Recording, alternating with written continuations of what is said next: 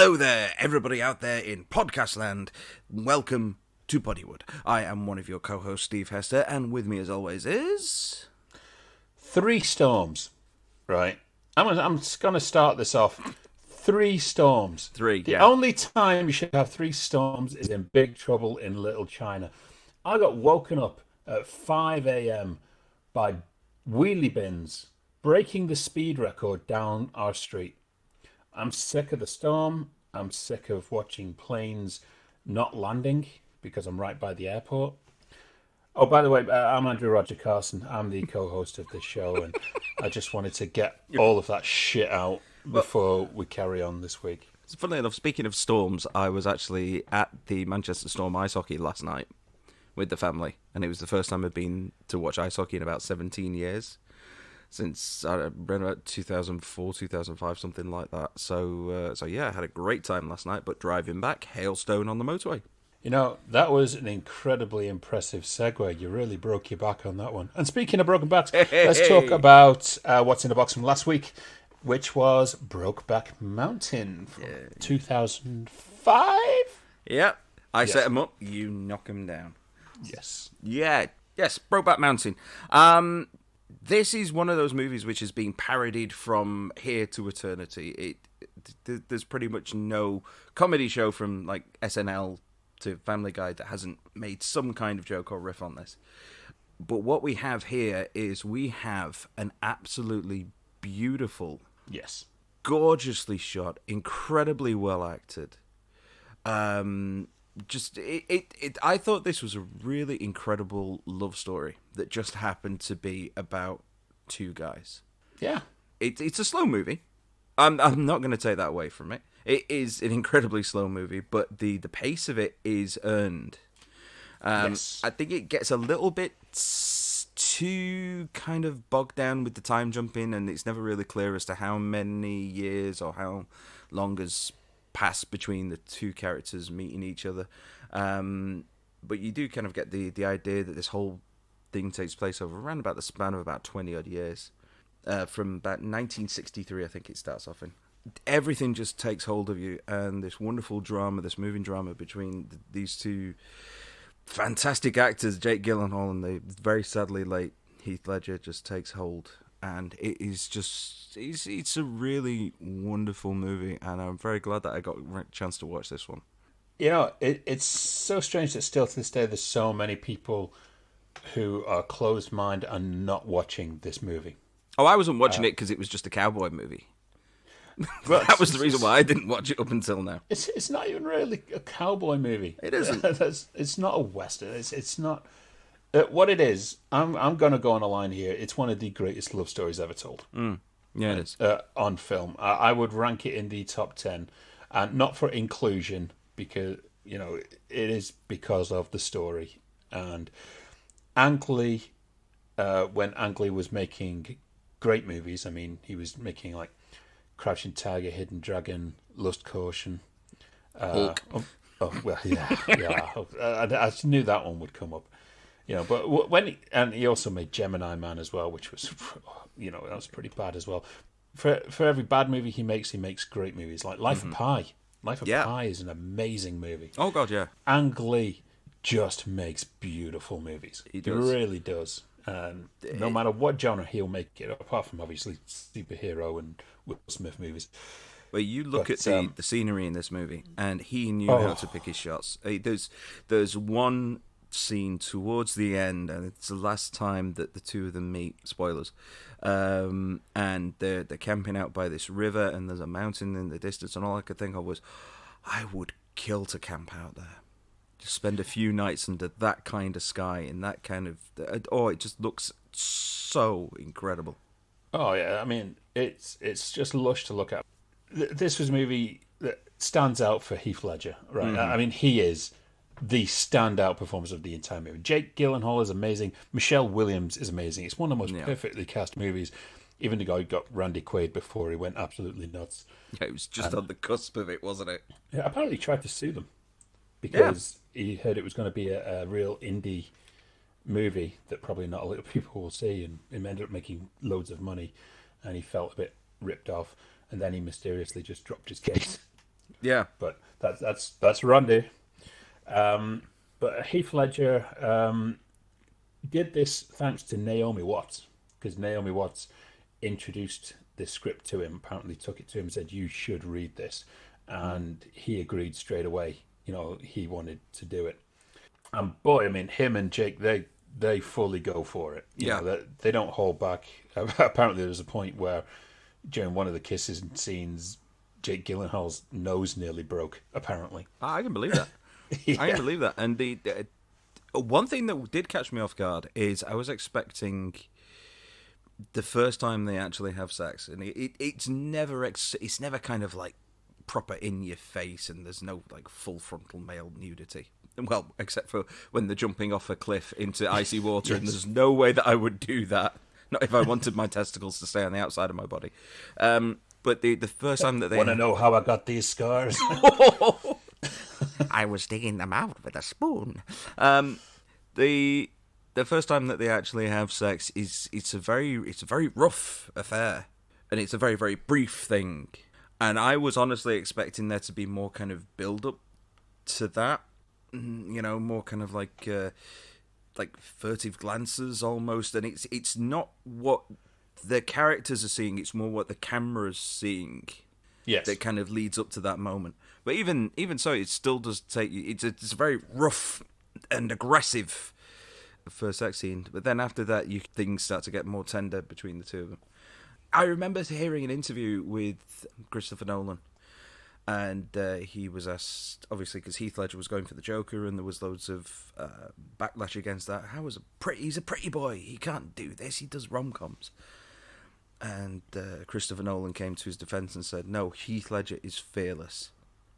Yeah. And I think that kind of comes across in this, because it is still quite a heavy thing for two straight actors to do. Yeah, especially he being Australian as well. Australians are not really known for dropping the kind of rugged macho image when you're an actor. So I mean, it's a movie at first. There was a lot of things about it. I've been doing my research today, as always. I mean, for one, Daniel Day-Lewis has gone on record and said this is his favourite movie of all time. Really? Yeah. Oh, and that's high praise. He praised Ledger especially. He's just saying the scene with the finding the shirt. Yeah. Which is probably one of the most powerful scenes I think I've ever seen in a love story. Right? Yeah. And it really is just this amazingly shot and acted scene that it completes the whole movie for me. Yeah. But he said that Heath Ledger, it was the bravest role he's ever seen an actor do. And it really is. This is the kind of... Everyone remembers Heath as the Joker, but Heath as Ennis in this movie is the true crowning achievement of his career. And the things I remember about Brokeback Mountain when it came out, because obviously I remember at the Academy Awards, there's so many jokes about it going on that Heath Ledger apparently just would not get into or entertain. Yeah, because it did become like a point of humour. I mean, there's the funnily enough, Anna Faris was in this movie as well, but there was a Scary Movie 4, and there's the scene with Kevin Hart and the other fella, I can't remember his name. Anthony Anderson. Yeah. That's the one. And they do like the whole kind of bit in the tent to Hello by Lionel Richie. And it's hilarious, but low-hanging fruit. Yeah, it is. And when you actually see the movie in its entirety, all those jokes, while still funny, you do think, no, this deserves a lot more respect than what it actually got. Well, it definitely deserved a lot more respect at the Oscars, because I remember the extremely audible gasp when Jack Nicholson announced that Crash had won that year. And every single person there was like, huh? And the amazing thing is, a couple of years afterwards, they actually did a poll on what should have won Best Movie, and Brokeback Mountain actually did receive more votes than Crash. So it is one of those very controversial things. The whole Moonlight and La La Land style thing. But the original one was Crash and Brokeback Mountain, and Crash is a great movie. It is a really good movie. I saw that a few years ago, but yeah, I think out of the two of them, this should have definitely won. Yeah, definitely. The movie cost so little to make; it only cost 14 million to make. It actually recouped its cost on its opening weekend.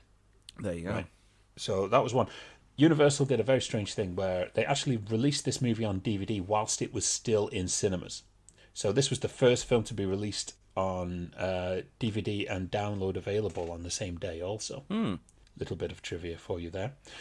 But when you look into the cost that it recouped on its first weekend, the first weekend it only played in 5 theatres.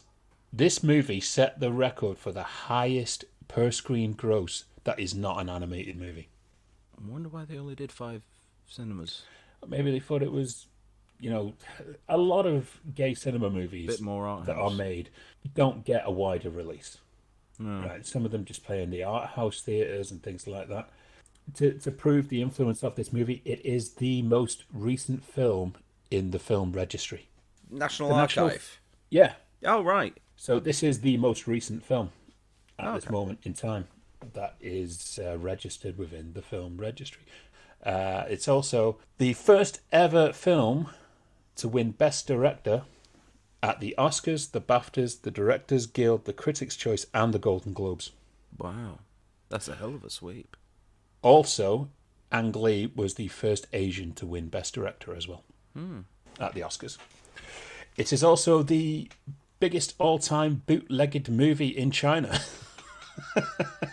that didn't release it. And I know one thing. I am going to bring one thing to the table. Go ahead. You always tell me not to go on IMDb, but I was just checking. There's a piece of music that keeps getting repeated, particularly at the beginning. Yeah. And it reminded me of a piece of music from a band called Balmoria. And so I was looking through the soundtrack on it. But when I loaded up the page on IMDb, there's not only a made-for-TV remake that came out afterwards, there's also a sequel. Really? I think it's just like someone has just made like a short film or something and called it Brokeback Mountain 2. And I had a look on there and there's only one cast member. Oh my God. Well, I guess it's... is it just him? I don't know. Must be. Just him maybe realising his hand is gay? I don't know. Yeah, he's just put some lipstick on his hand. That's just him and sheep. We know where it's going. And also the last kind of thing here is Focus Features, who made the movie. It is their biggest grossing movie of all time. Standouts for it, I will say it's brilliantly directed by Ang Lee. It's beautiful to look at. The cinematography by Rodrigo Prieto. And the music is beautiful as well by Gustavo Santa. I can't even say his name. Gustavo. But yes, as I said, it's perfectly cast. And it's a beautiful, beautiful movie. And I think everyone should at least watch it once in their life and just realise what true cinema really is. Yeah. Yeah. Get over your prejudices. It's not a cowboy movie. Exactly. Yeah. So, you recommend Brokeback Mountain? I do. Good. Oh, I'm glad you enjoyed it. That's 2 weeks on the trot now. Oh, we're doing well. Well, speaking of which, we've got 2 anniversaries to get through. We watch them again all of the time, or we get them on Prime for free. But we only know how old they are when we learn their anniversary. Only 2 this week? Only 2 this week. Oh. I like to mix it up a bit, and to be honest, there's some films I'll talk about and some films I won't. But only if I can find out some kind of interesting stuff about them to speak of, such as, can you believe, Steve? 30 years ago this week, the Steve Martin comedy Father of the Bride was released. God, is that long? 30 years. Wow. And Richard Mirish is actually working on Father of the Bride Part 3 at this moment. Go, Rich! Go! Gotta be honest, it's not one of my favourite Steve Martin movies, but it is quite a nice little easy comedy. Yeah, if you've not watched the Spencer Tracy original, which I do prefer because I'm an originalist. But I mean, I saw this when it came out, and it plays to its strengths, which is Steve Martin. It's a Steve Martin movie. Everyone else is just there to wrap it up. It was directed by Charles Shire. He was a writer, director, and a producer. You may know him from the Jude Law version of Alfie. What's it all about? He was also a producer on Private Benjamin, which was the Goldie Hawn movie, which has also been mentioned on the show once before. Yeah. And the producer and I think writer on The Parent Trap with Lindsay Lohan and Lindsay Lohan. So he did a lot of these family-friendly movies. Yeah. Just nice, sugar-coated movies, usually with Nancy Myers. I mean, I suppose it's a more kind of, like you say, sugar-coated take on family life than Parenthood was. Yeah. But I kind of miss the older Steve Martin, though, like the wild and crazy guy, the man with two brains, and Dead Men Don't Wear Plaid, and all that kind of stuff. Like that, the coffee, pouring out the coffee in Dead Men Don't Wear Plaid. Love the timing on that. Yeah. It's such a great joke. Well, I mean, this was the movie, obviously he's joined in it by Martin Short, who's worked with considerably, including the Three Amigos back in the day. Yeah. And I can't remember, he plays the kind of wedding planner style character, which is classic Martin Short. You also have Diane Keaton in there, who is probably working her 11th movie with Nancy Myers since Baby Boom.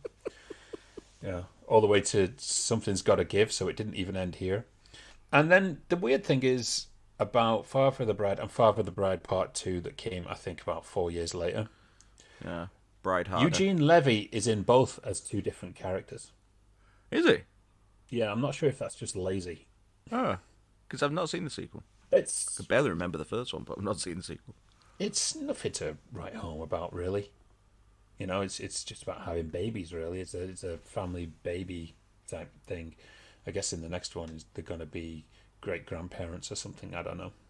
But apart from having Father of the Bride Part 3, there's remakes aplenty about Father of the Bride at the moment, because Disney is doing a remake for Disney Plus. That we won't watch. We'll watch it about as much as that remake of Adventures in Babysitting that everyone's forgotten was made until I just mentioned it. Yeah.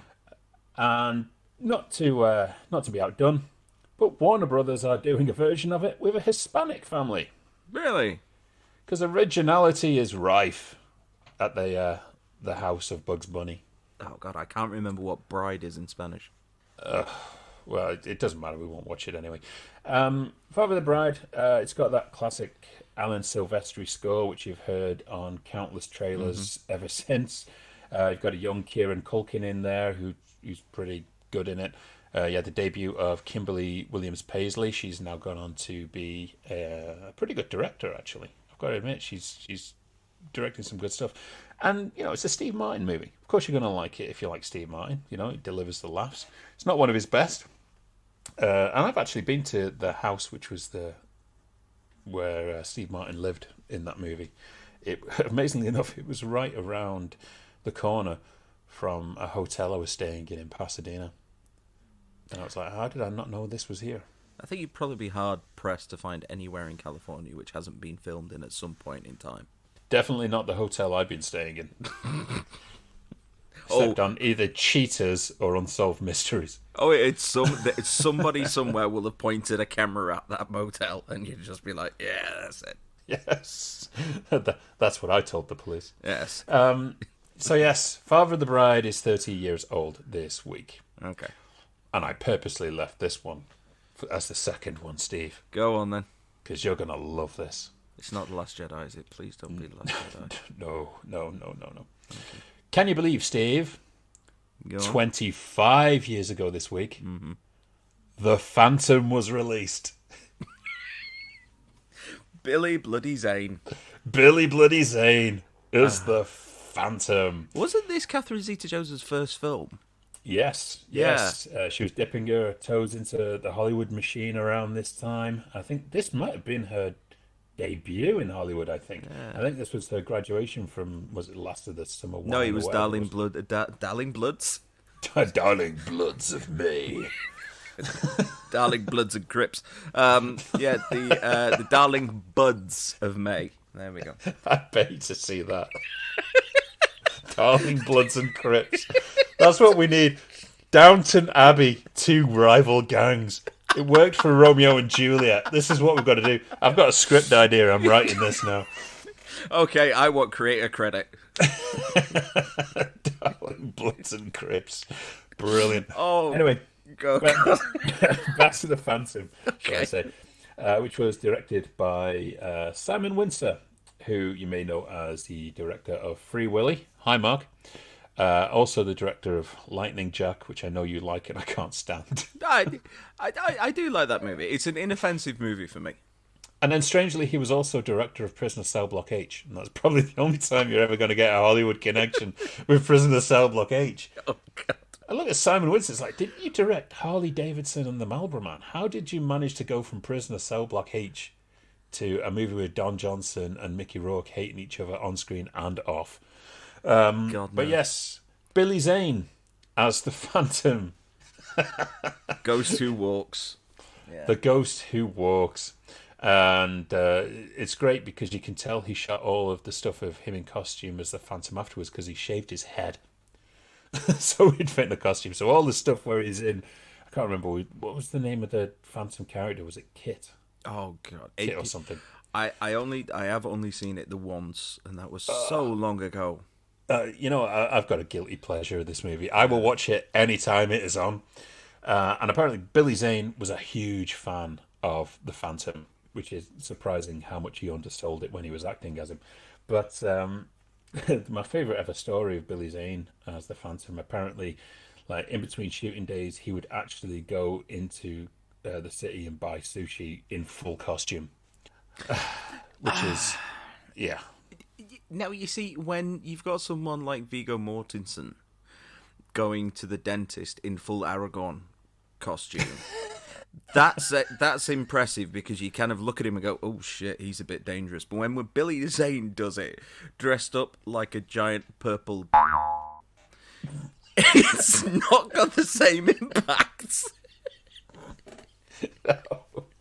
No, well, it didn't help the popularity. This was supposed to be kind of the first of an intended trilogy, but obviously this bombed. Yeah. So it kind of cancelled the plans, as it does with so many others. The most shocking thing that I learned about this was they were originally going to make a Phantom movie in the 1970s. And do you know who was going to be the Phantom in this movie that thankfully never got off the ground? Oh, God. Take a guess. It's either going to be someone who is like really, really perfect for the role but old, or it's going to be something like, I don't know, John Belushi or something. No. Adam West. Oh, that would have been brilliant! I call on the ghost of 10 tigers. Yes. Oh, I can't do it, Adam West. No. No. Simon Windsor wasn't even the original director for it. Apparently, Joe Dante was the original director who was attached to it, who then dropped out due to commitments. Not the commitments, but obviously filming commitments. I don't know what he was filming around this time, but to jump off the Phantom must have been... considering who the person behind Joe Dante was going to be, I think we could count it quite lucky because apparently Joel Schumacher was then approached. I'm saying nothing about Joel Schumacher. It's all right because he got to do Batman and Robin straight around the same time. Yeah, all I do know is that Batman and Robin was, up until The Last Jedi, was the single worst big budget Hollywood film that I'd ever seen.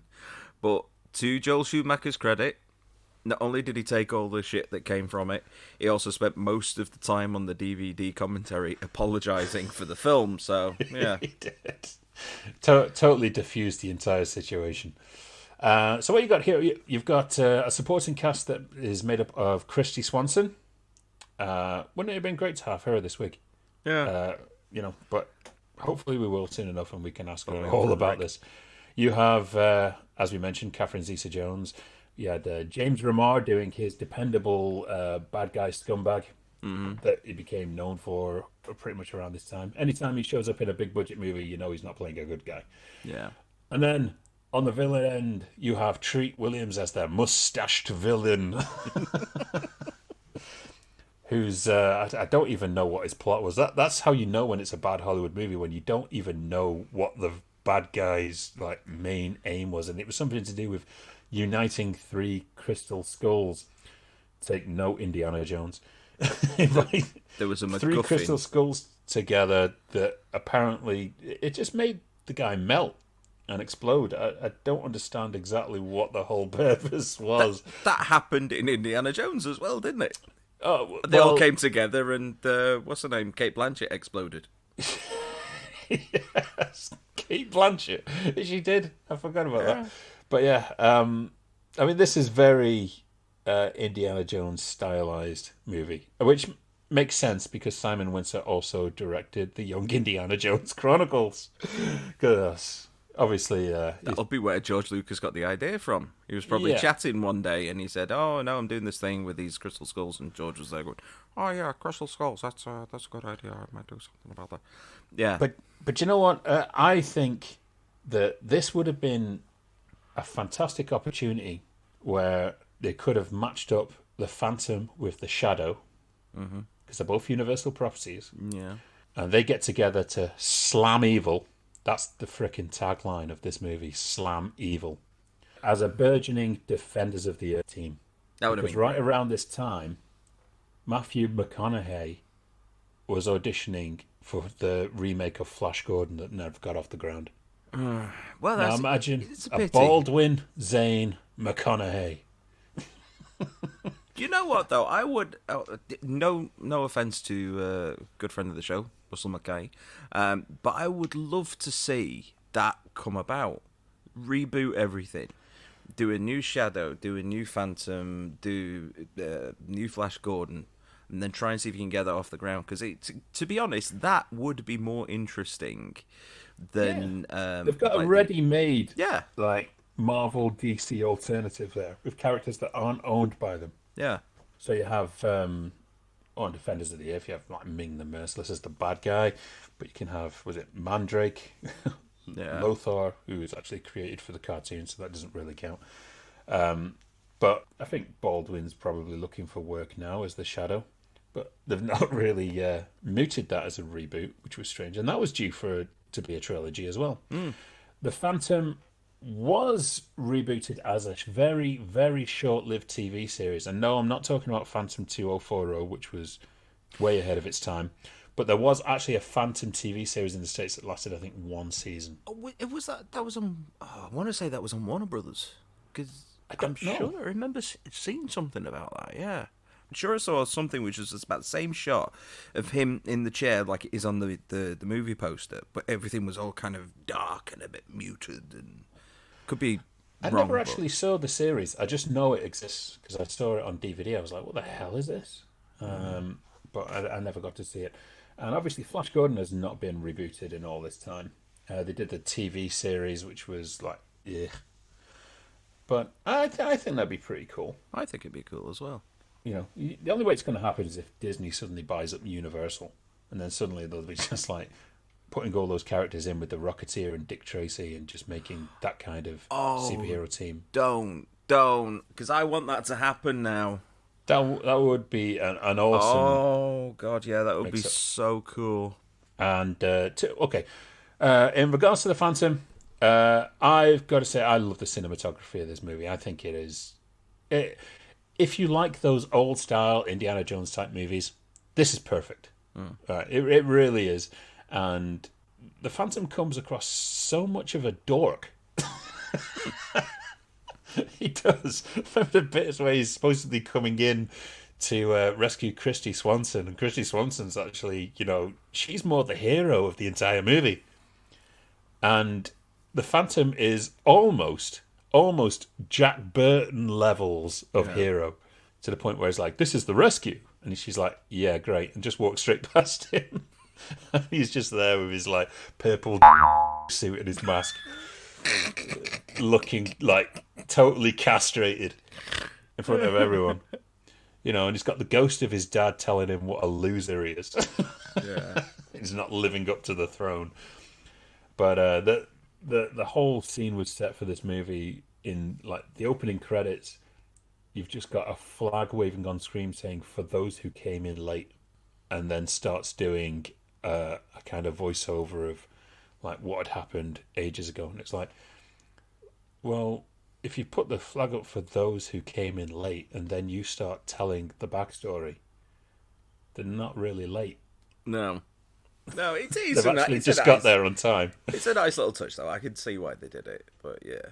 Yeah, but I've got a guilty pleasure for The Phantom. I've got to admit, I actually get quite a laugh out of watching it. If it's on, I will guarantee I'll watch it. It's just a shame it's never on anywhere. Might have to track it down somewhere. Yeah, it's worth checking out if you like those type of superhero movies that are a step above Sergeant Nick Fury, Agent of S.H.I.E.L.D., and you know the kind of around The Shadow or Rocketeer or stuff like that. You'll enjoy it. You know, it's a very enjoyable movie. That's the anniversaries for this week. So I guess before we bring in our guest, I guess we've got a little bit of a word from our sponsors. You know, there are many different reasons why you would need a will, trusts, and protection of your estate following your death. At the end of the day, you want to pass it along to who you want, without those unwanted clawing at your hard-earned. In situations where you hate members of your family and you don't want them to have your stuff, or if you're with a partner long-term and are unmarried, if that partner has children from a previous relationship, or if you just want to give specific gifts to people, you need a specific kind of lawyer, that being Morton Young Solicitors. If you want to safeguard your assets from divorce, bankruptcy, creditors, those bad addictive habits, you need a lawyer who really works with you and dedicates their career to helping individuals and getting the right results each time. You need a lawyer to be approachable, explain the layout, and answer every phone call that you make. That is my solicitors. Contact Andrew Young at Morton Young Solicitors for a free first consultation. Morton Young, your personal professional for wills, trusts, powers of attorney, probate and administration of estates, as well as personal injury and litigation. My solicitors. Call Andrew Young at 0161 464 9731 or email andrew.young@mortonyoung.co.uk today and quote Poddywood as your reference. We know we always love having a fellow director on the show, especially when they're in the bracket of multi-creative, and today was no exception. Our guest today got his start in Hollywood writing spec scripts whilst working in the area of special effects, and his first script sold being the Hulk Hogan sci-fi comedy Suburban Commando. Bad bluff, Ramsey.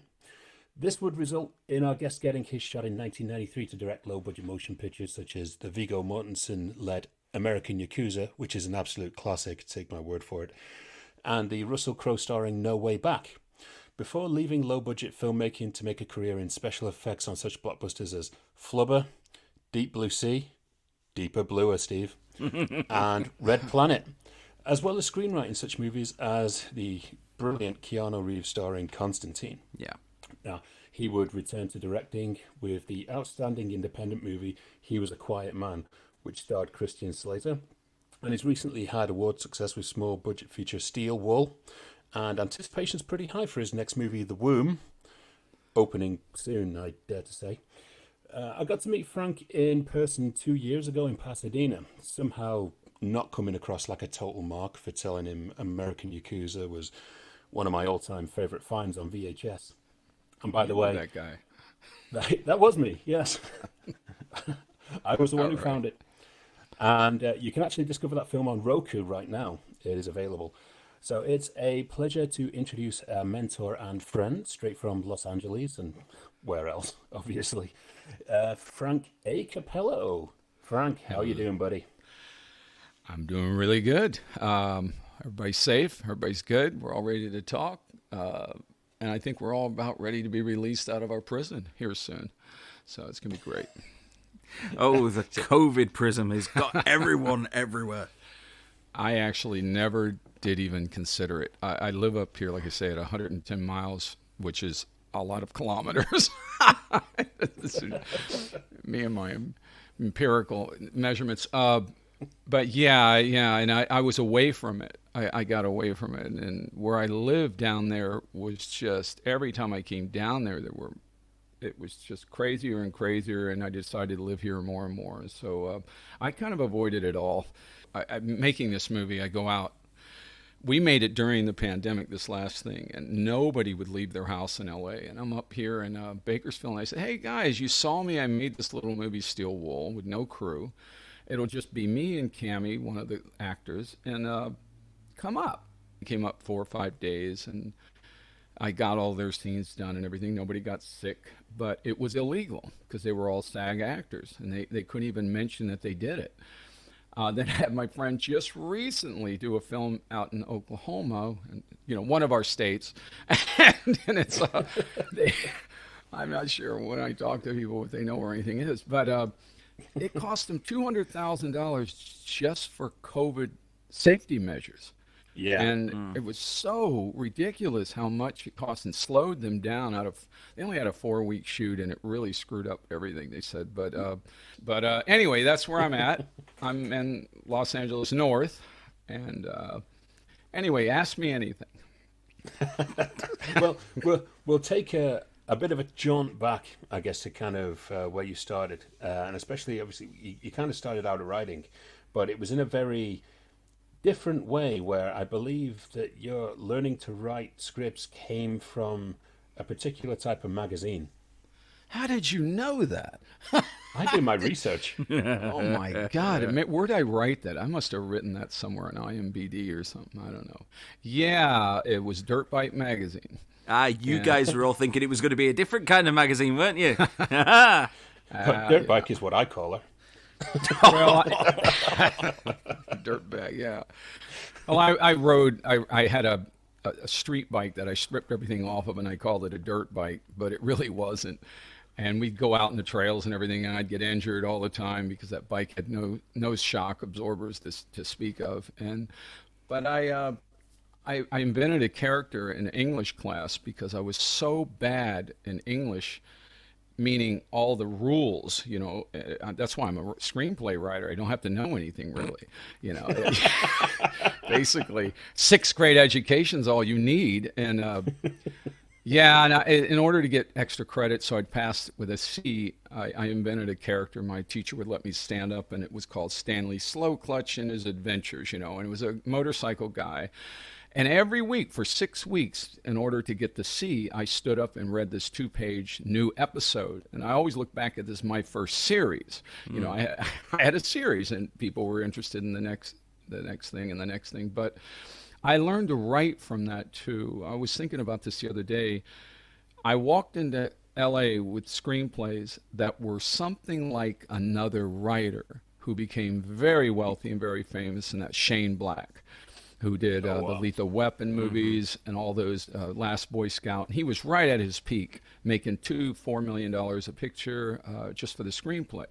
And I would write down the center of the page if it was actions. I just write it all down the center of the page. I didn't break it up into angles and everything. I let the director do that.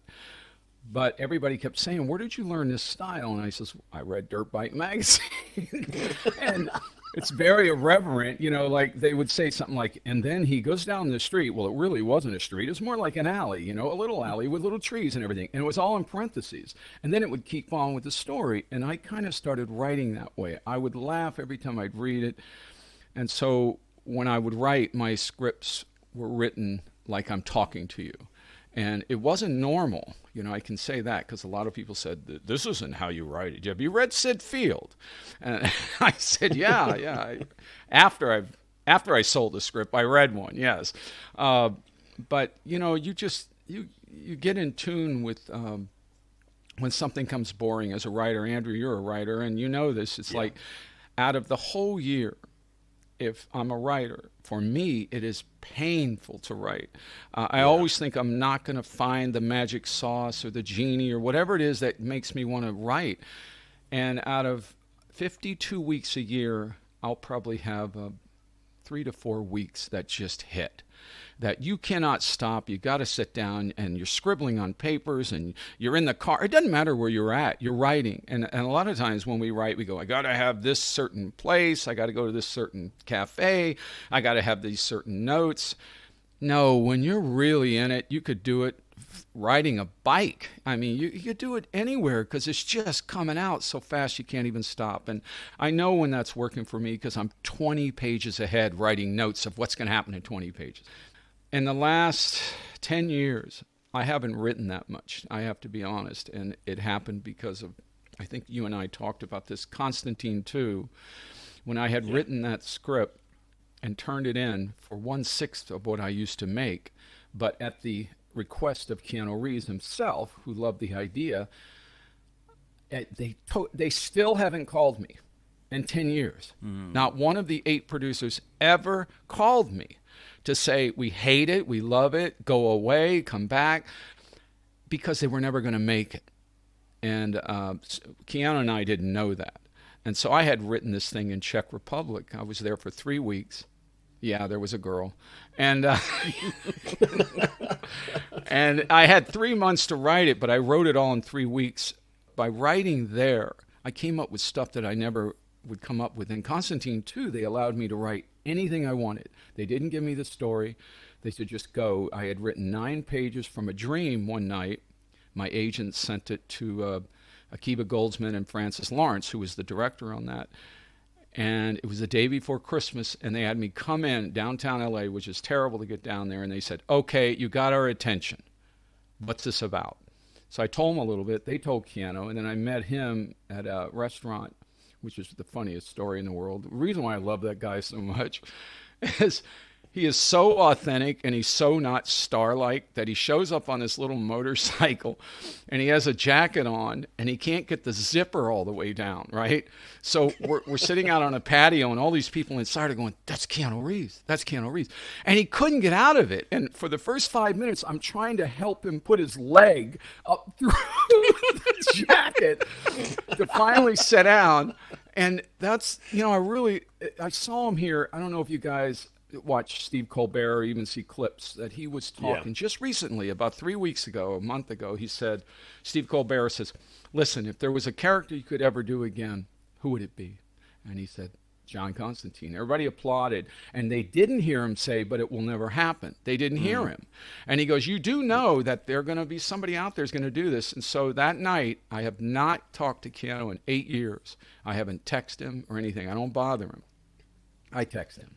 I says, you know what? It's really nice to see a star as authentic as you, with no canned bullshit, shaking. Your hands were shaking. You're shy as hell. It's just amazing. I love it. And he says, and I really felt your pain saying that we tried. I didn't expect it. 5 minutes later, I get a text back going, yeah, Frank, we did try. Both of us tried. They're just not going to do it. I wrote the sequel. And he acted out scenes with all the producers. He loved it so much. He hadn't seen the script yet. He was just what I told him. And he's sitting there acting it out, and it took 9 months to get the contract.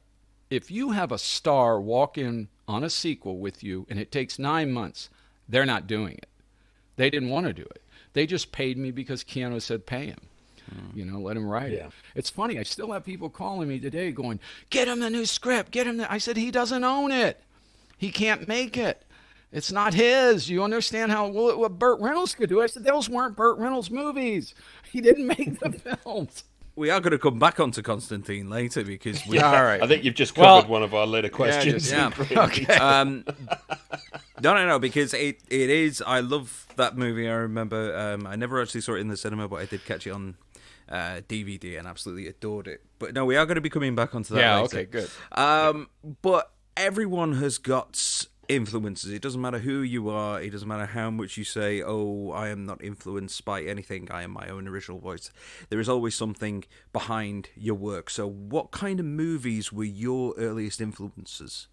It's strange because I'm old enough to have not been born into Star Wars. That came when I was like 19 or 20. But the movies I remember, and when I've thought about it, there was a movie called Red Sky at Morning. and it was with the kid that ended up being on Little House on the Prairie or something. I forgot the guy's name now, the actor. And the reason why I remember that movie so much is it's a character movie, and it's a kid whose father's in the military, which my dad was. They moved to an island, and his father eventually dies in the movie. Oops, I let that go. And so, spoilers. Anyway, the great thing is he meets a young girl there, and there's an artist there that's painting nude women, and also the bus of famous people they know.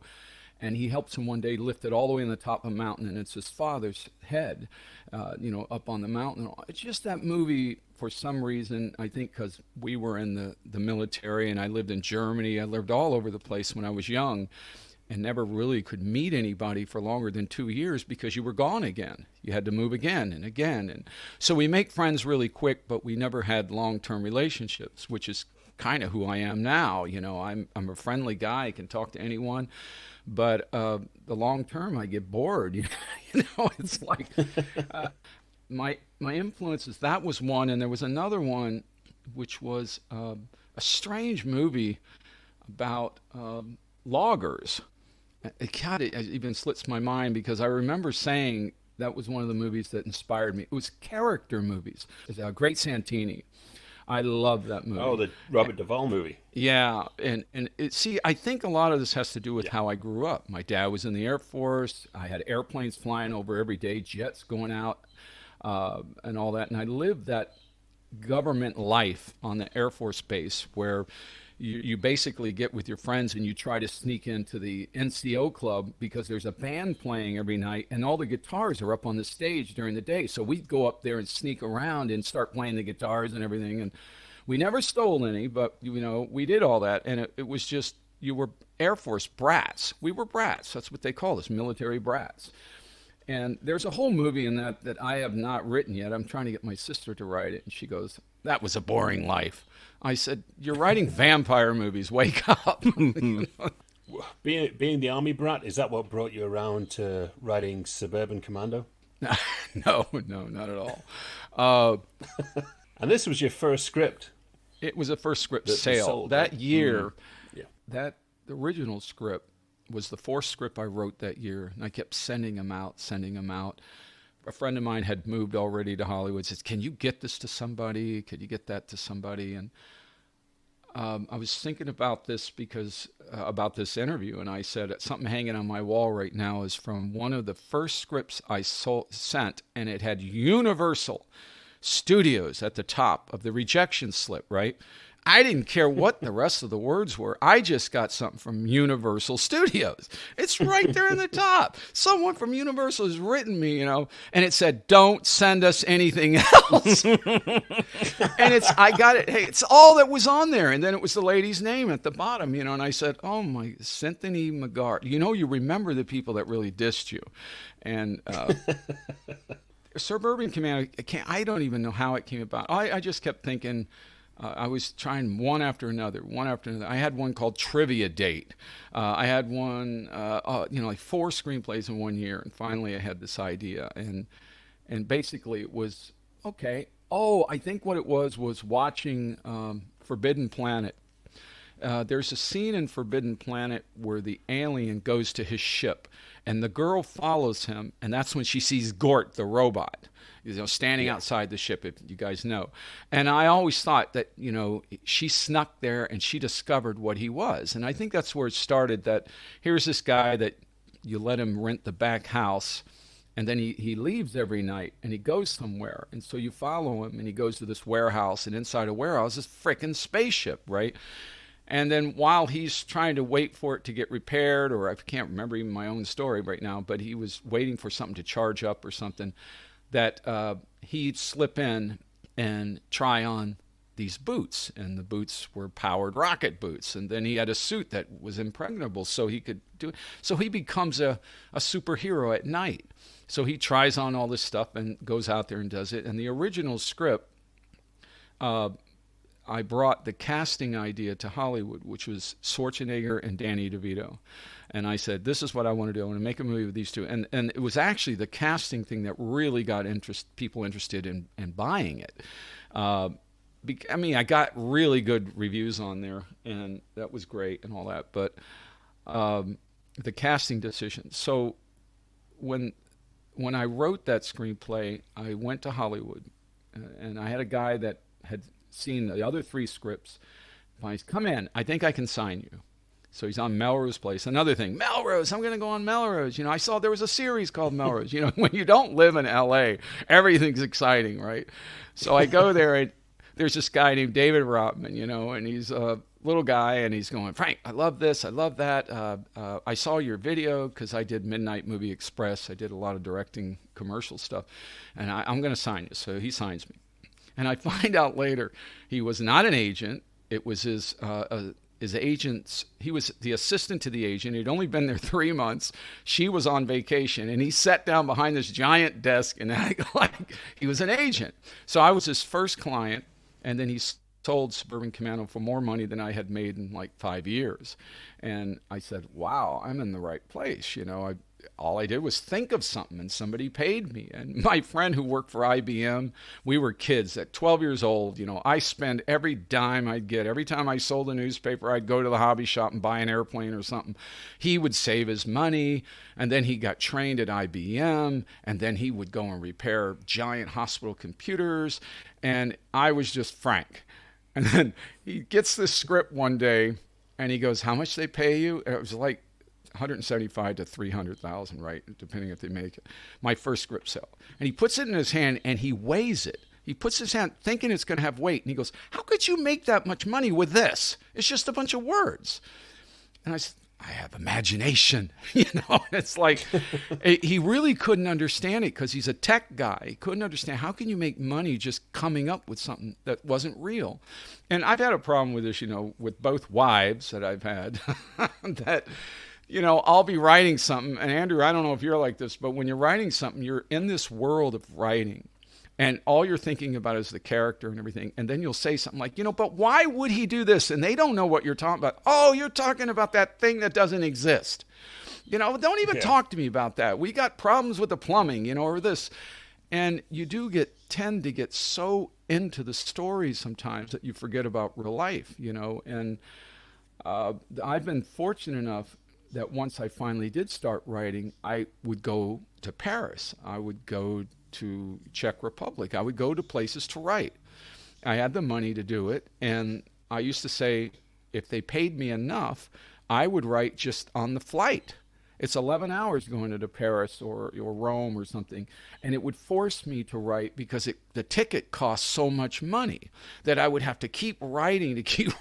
I'd fly maybe 6 places in 6 weeks, and then I'd have a whole screenplay. But I never did that. But just to tell you a little story, Lauren Donner, who I ended up working with a lot, she does the X-Men movies. And her earlier career, she did the Matthew Broderick movie, the one where they wake up in the morning and Michelle Pfeiffer's a wolf and he's the this. Lady Hawk. Lady Hawk. And that's where she met Dick Donner. She told me once, why do you want to direct? Why do you want to make films? Why do you want to direct them? You're a great writer. Why do you just stay a writer? And I said, because I want to control it. She goes, here's a director. This is what directors do.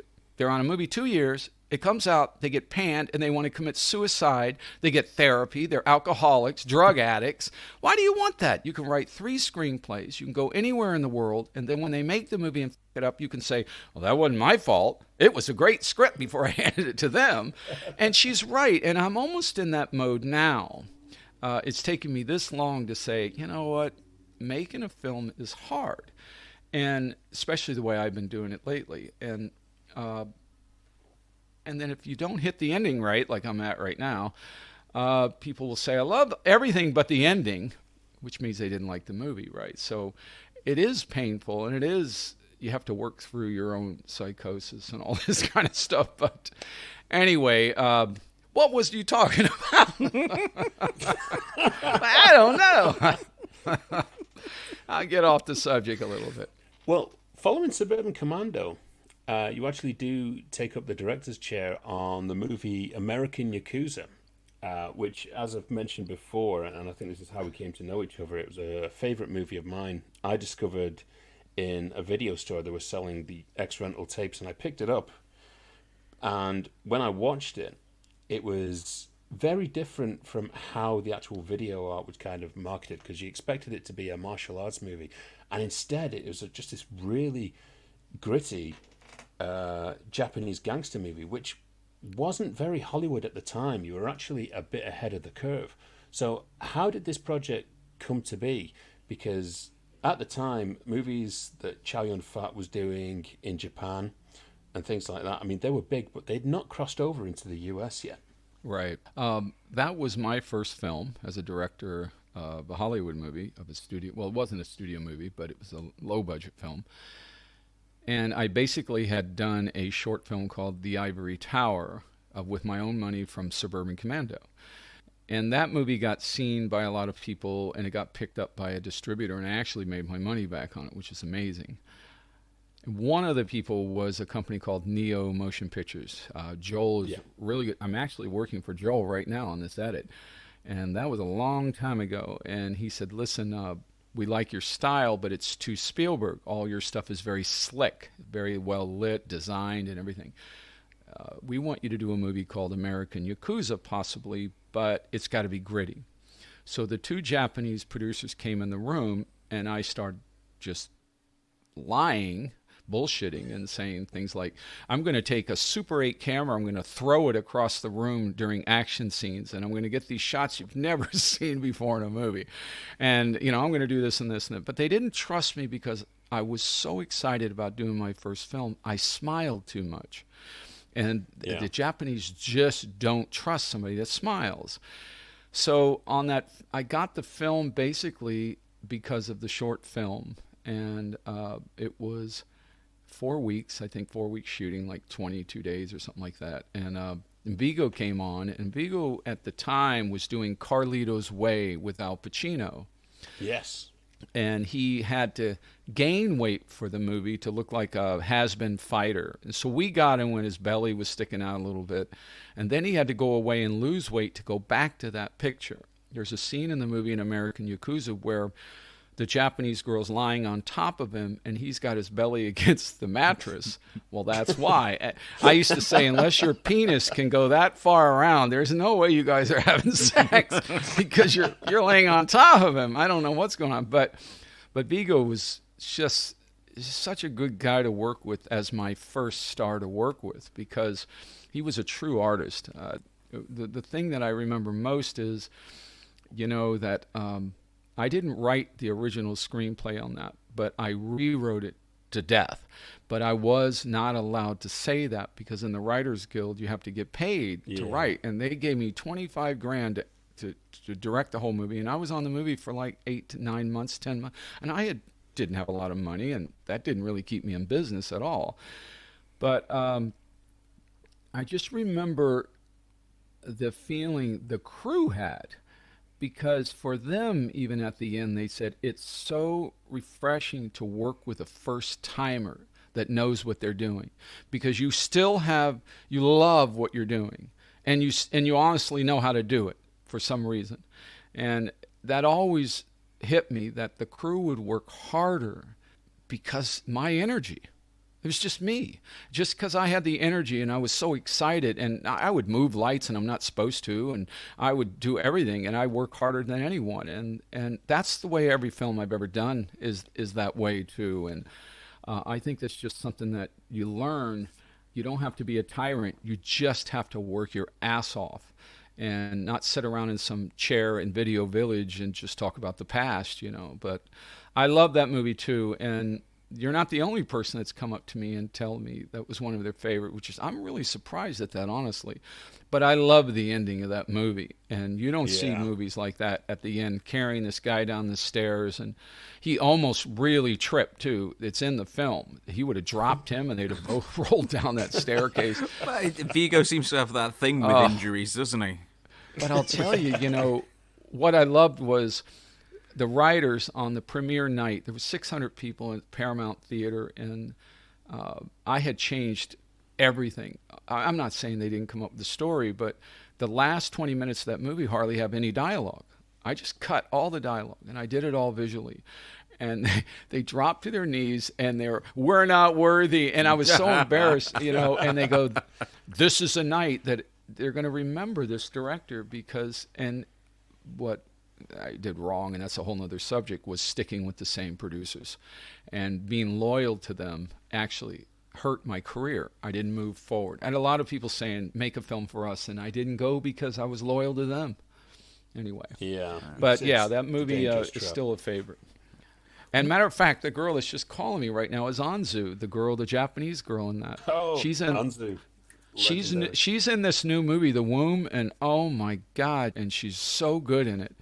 And they keep asking me, when can we see it? And I'm going, not yet.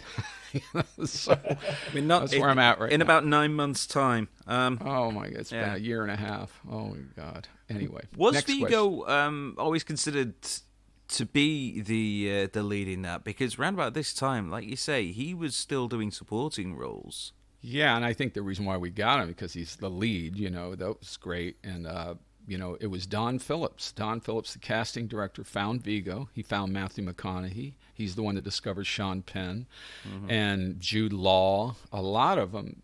And John just died here recently, like 3 weeks ago, and he was on this film, and I didn't know who Viggo was, saved my life. I didn't know who Russell Crowe was either when he brought him on. But Viggo was just, I would love to do more movies, but man, that guy is so selective in what he does.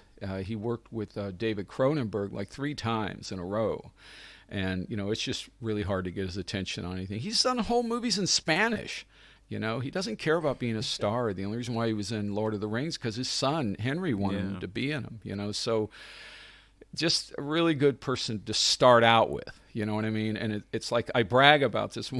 One day I said, I have directed 4 Academy-nominated male actors in 4 films. And they all go, were they in your movie? I said, no, but they've all been nominated. Russell Crowe went off and won, but...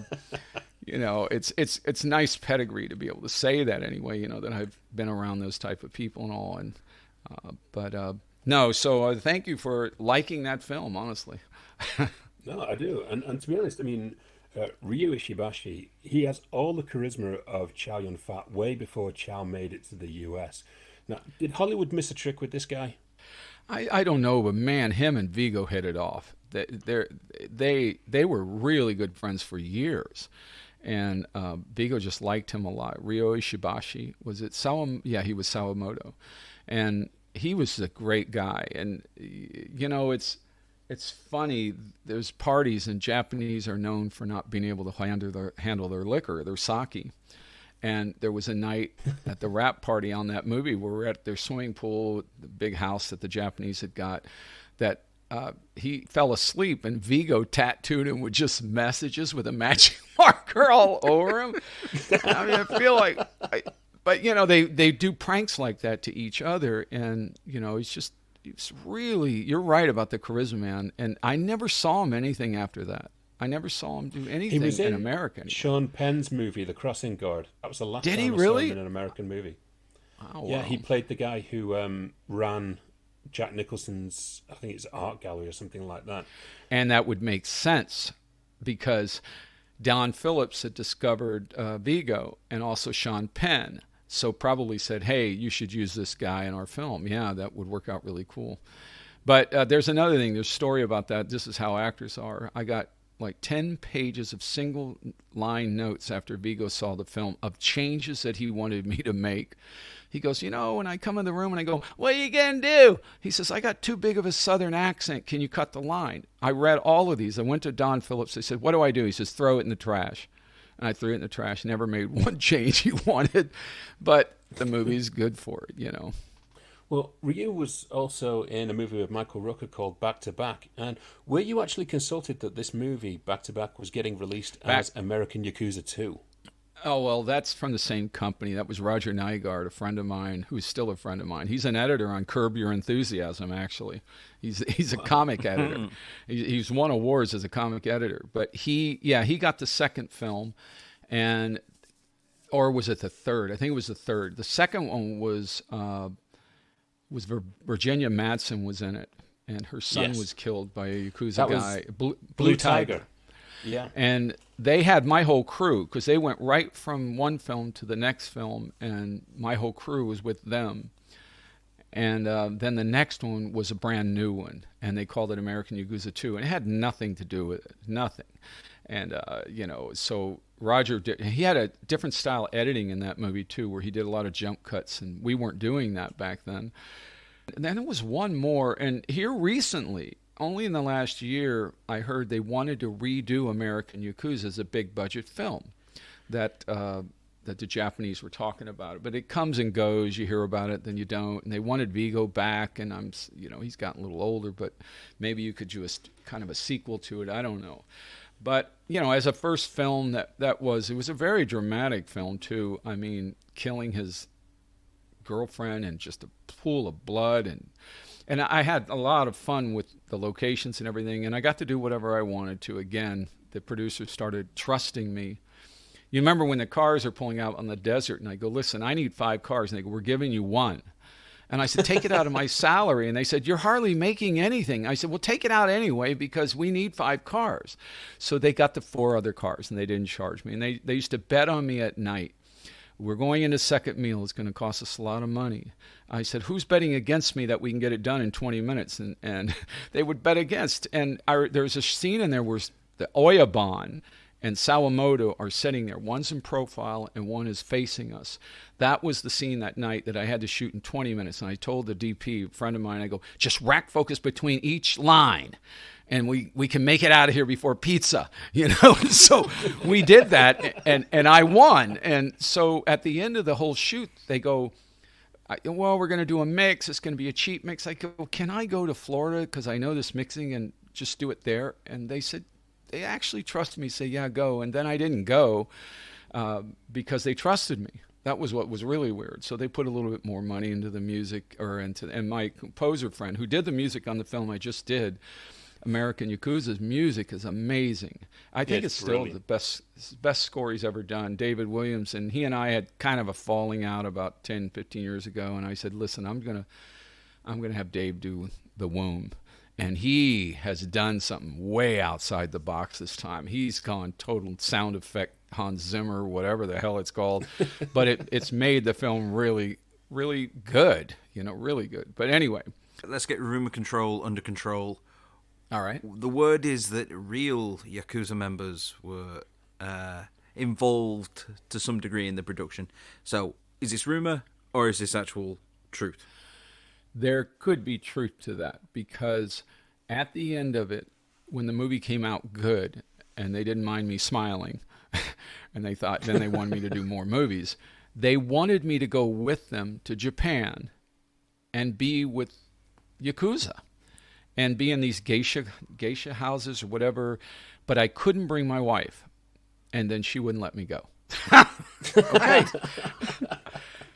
And so, yeah, and by the way, that ceremony that we do was so authentic.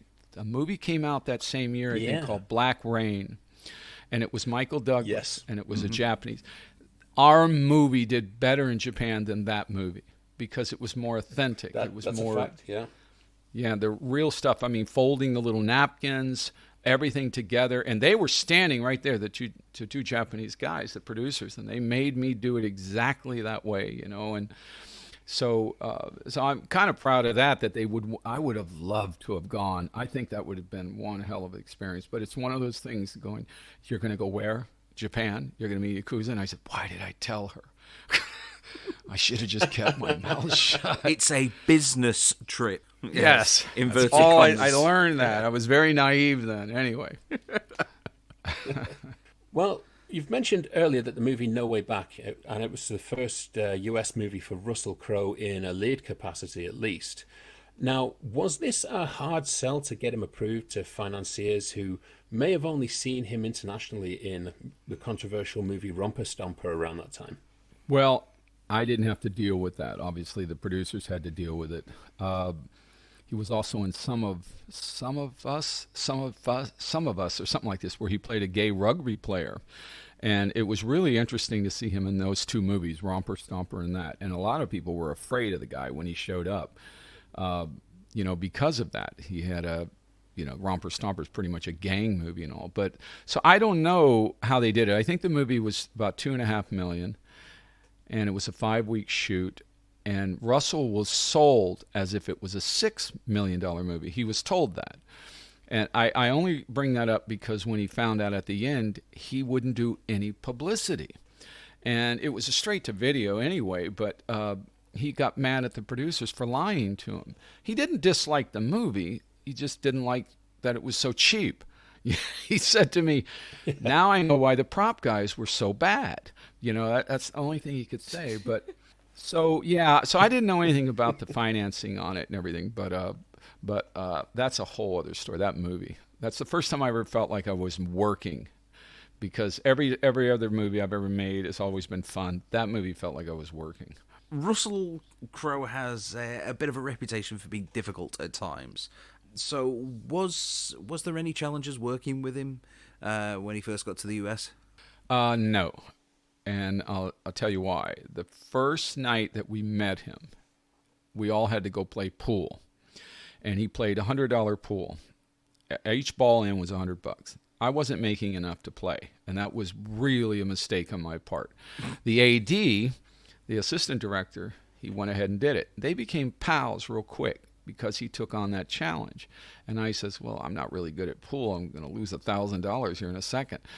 And, I'm not getting paid that much, but I got paid better than on the first one. But I didn't do it, but it took a while for Russell and I to warm up to each other. And here's the thing about Russell then. He wasn't the pain in the ass he became, I guess, to other people. But I always said, he's a man's man. It's just the way he is. He's doesn't take any shit from people that are idiots. And it was never about the people that did their job right. It was about the people that we'd all like to smack, So, but he was the one that could do it. He never hurt anybody. He never did that. He was the most generous actor on that film, because now we had another Japanese actor. I can't remember his name now, but he was their Tom Cruise. He was in so many series and everything, and he did his entire role phonetically. He did not know a bit of English, so if you changed one word, he didn't know where we were. But Russell, there was a night that it was raining really bad, and I shot Russell's, and we were on 35 millimeter film back then, not digital. So we're rolling film, and it's raining on Russell's, and I turn the camera around, and there's no rain. And I shoot about 50 feet, which is not even a minute or whatever, and I say, okay, that's it. We're going to have to come back. And Russell goes, what are you doing?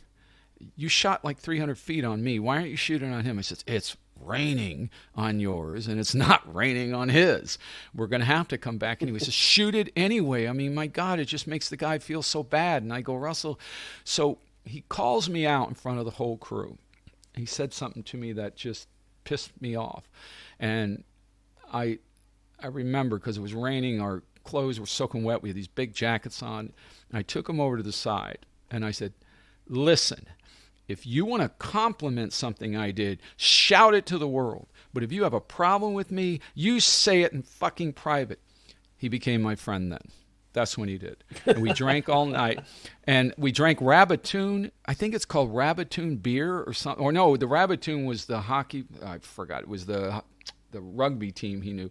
No, there was a certain beer that he drank, and he brought a bunch of it, and he and I drank till sunup that day, and we never had a problem after that again. You just had to stand up to him. You just had to tell him who's the boss. And I learned that from Dick Donner, too. He said, always make everyone feel they're lucky to be on your film, whether you're nobody or a big director. And you really have to set that precedent pretty early. And that was like a weekend, and then the rest of the shoot was okay.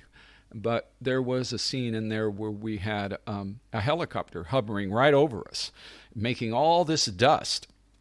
And I'm trying to tell him, this is what you got to do. And he goes, but that doesn't make sense. And I said, we have a helicopter over us. And he finally goes, oh, okay. And then he did it, right? And then I look at the film now, and I go, he was freaking right. Anyone could have disarmed this guy the way he was holding his gun, this And I'm worried about the camera move. I got this long, giant dolly going all the way around everything, and I'm not paying attention to one of the sidekick bodyguards from the bad guy. And he was holding his gun like a limp donut. And if Russell got out of the car, he could have grabbed that thing and just disarmed it in a second. I see it now, and I go, I should have paid attention to what was happening and not to the camera. And it's something that directors get caught up in. You get caught up in the actual production of it and not what the actors need from you, you know. And so Russell, I thought, you know, for the most part, there's another one where he's with Helen Slater. Oh God, I forgot about that one. At the end of the movie, herself. She's in a boat, or she's giving mouth-to-mouth resuscitation to her son, to his son, and he has just dragged him out of the water, put him up on this pier, and she has to give mouth-to-mouth. So she's doing this with nobody there, and Russell's sitting over out of camera, and I'm in a boat holding the guy from moving around with the camera. So I can't hear what Russell's doing. But after the take, Helen comes up to me and she goes, "You do not know how to direct." And I'm going, what the hell? And she says, and you didn't clear my eye line. We're at a lake. And there was someone a mile away walking around that was bothering her. It wasn't that at all. So I see the dailies the next day, and I hear Russell Crowe on there going, acting like a little child. "Oh, please give me mouth to mouth. Please, please." And he was a total dick. He was being just a total dick, right? So the day when she says that, she walks by me. She goes, "You do not know how to direct." I walk by Russell, and this is exact words: "Women." He did that so much to her. They were in the car. You know, when you're wearing microphones, wireless, you don't know. Sometimes they don't turn them off. And I'm on the camera car, and we're ready in the desert. And she's in the car, Helen Slater, and she's so sweet. And she's going, "Well, let's pass the time. Let's name songs that start with the letter A." Within like two seconds, she's getting out of the car, pissed off, and walking into the desert. And I'm going, what the? Everybody's going, what the hell? And I heard what he said. And I swear to God, it was the most crude, rude thing. A C word came out, another word came out, and she just ran into the desert. There's snakes out there. She didn't give a damn, right? But later, he went to her concert. She's a singer, and she has an acoustic set and everything. And one night, he went to her, and I met him. That was the only time I've ever seen him since that movie, House of Blues. And he had Catherine Zeta-Jones with him, who did not look like she did 10 years later. She was just normal-looking girl. And actually, my friend, the composer, Dave Williams, she gave him her number. And I'm going, who was that? And he had this girl, Catherine James. She's in this movie Phantom, and there's a big scandal with her and some guy and all. But he went right to Helen Slater's concert, stayed with her all night in the sense that he was supportive and everything. And he was just a really good guy. And so this whole thing about him being a hothead, I think comes out of just him being a man. And matter of fact, I was fortunate enough and blessed enough to rewrite a script with Ron Howard in New York for like 3 days. I was there with a script of mine, Rain in Spain. And he asked me about Russell Crowe because I had directed him. He said, "Is he a crazy guy?" And I said, "If you know what you're doing, and you do, he'll be fine." And that was Beautiful Mind. They went on and made it, which won the Academy Award. Wow. You know, so it's just such a small world. And, you know, I feel like I'm not even part of Hollywood. And then when I start talking about things, I realize how many people I really have worked with, or at least, you know, been in contact with and got to know. And for very short times, it's never a long, you know, these people that got out of high school and they all went to high school, like Seth Rogen, and they have all these friends. Well, they're always in touch with each other. But when you make a movie with an actor that you don't really know to begin with, you barely ever talk to them again. You know, it was just the project. Sometime you'll see each other. I saw Russell again in Beverly Hills one night. Oh, God, this is it. I shouldn't mention this story, but I'm going to. Oh, what the hell? You've led into it now. Come on. So there's a place called the 1912 Club, and it's in the Beverly Hills Hotel. And when I go out with my English friends, they always hit 3 or 4 or 5 bars. And we went in there one night, and it was raining, and they put up all of this plastic outside, and they enclosed each of the tables in plastic. So this girl I knew, Ari, she comes in, she goes, "Russell Crowe's sitting outside." And I go, "Oh, really? You got to introduce me." I said, "I haven't talked to this guy in years." "You got to introduce introduced me. He was there doing a movie. He had long hair. He was a newspaper guy or something. I can't remember. He took over for Brad Pitt. And I walk out there, and I just poke my head in, and I'm behind the girl he's with. And I go, "Hey, Russell, what are you doing?" He says, "I'm here making a movie." And his eyes are like, "Go away." And I said, "This is my friend Ari." And he goes, "Hi, Ari." You know who it was? It was Ivanka Trump. Oh. Yeah. And but Russell, that's the last time I saw him, and so you don't see these people much. Okay, so shortly after No Way Back, you kind of took a break from directing and put a bit of a focus on special effects around this time. As we mentioned, you did Deep Blue Sea, Flubber, Red Planet, to name a few. Was this just taking a time out after directing No Way Back, and was this a decision you were going to go in this direction and not touch on directing again? Well, no, I did special effects even while I was writing and ready to make another movie. I did them because a lot of my friends, I had one good friend that did, not Independence Day, the one he did before that. Roland Emmerich did the one with Egypt. Stargate. Yeah. And, and he asked me to do some work on Red Planet. Animatics, like storyboards. So I did some animatics, but I put dust in them and depth of field in them and everything. And he's going, "Holy crap, these are almost good enough to show in the trailer." And so they actually put one or two in the trailer. Then I did a bunch of them. I think I made like $200 a piece, $250, something like that. Not much. But that back then they didn't have their own departments. Nowadays companies have their own departments to do animatics and all. But then he asked me, "Would you like to do some real shots in the film?" And I said, "Well, like what?" He says, "Well, there's a whole sequence where they come out of the ship and they open up in a parachute going down to Mars and all that, all the way to the point where it hits the ground." And I said, "Okay." Now, the crazy thing was I was trading stocks in 1999. I was a day trader. And so while I'm writing, because the markets close at 1 o'clock in California, I would day trade. And I was making money doing that. And the market crashed. And my wife didn't know that I had what they call a margin account, which if you put in money, you can get double the amount of money. But if you lose it, now you owe them money. The market crashed. I lost a lot of money. I'll say it. $175,000 was gone. And now I had made some money to get to that point, but everybody lost because the whole market just crashed. I mean, Yahoo, when I was trading, was like $300 and went down to like 10. Everything just died, and if you didn't get out, you would have, you'd have owed everybody money. But so I get this call from this guy, and he says, "I didn't want to do special effects," and he says, "Do you want to do some shots for the film?" And I did. I said, "How many?" And he says, "I need like 10. He says, "How much do you want?" And I go, $175,000. And I swear to God, in 6 weeks, I made $175,000. I did those shots. And so I go to my wife and I say, "I got it back." And she goes, "It doesn't matter. You lost it." And I said, "Well, I would have never taken the job. I wouldn't have taken that job." So I didn't decide to do effects. I was just doing them. Flubber came out of the same thing. Basically, I ended up having some shots in the trailer of that movie.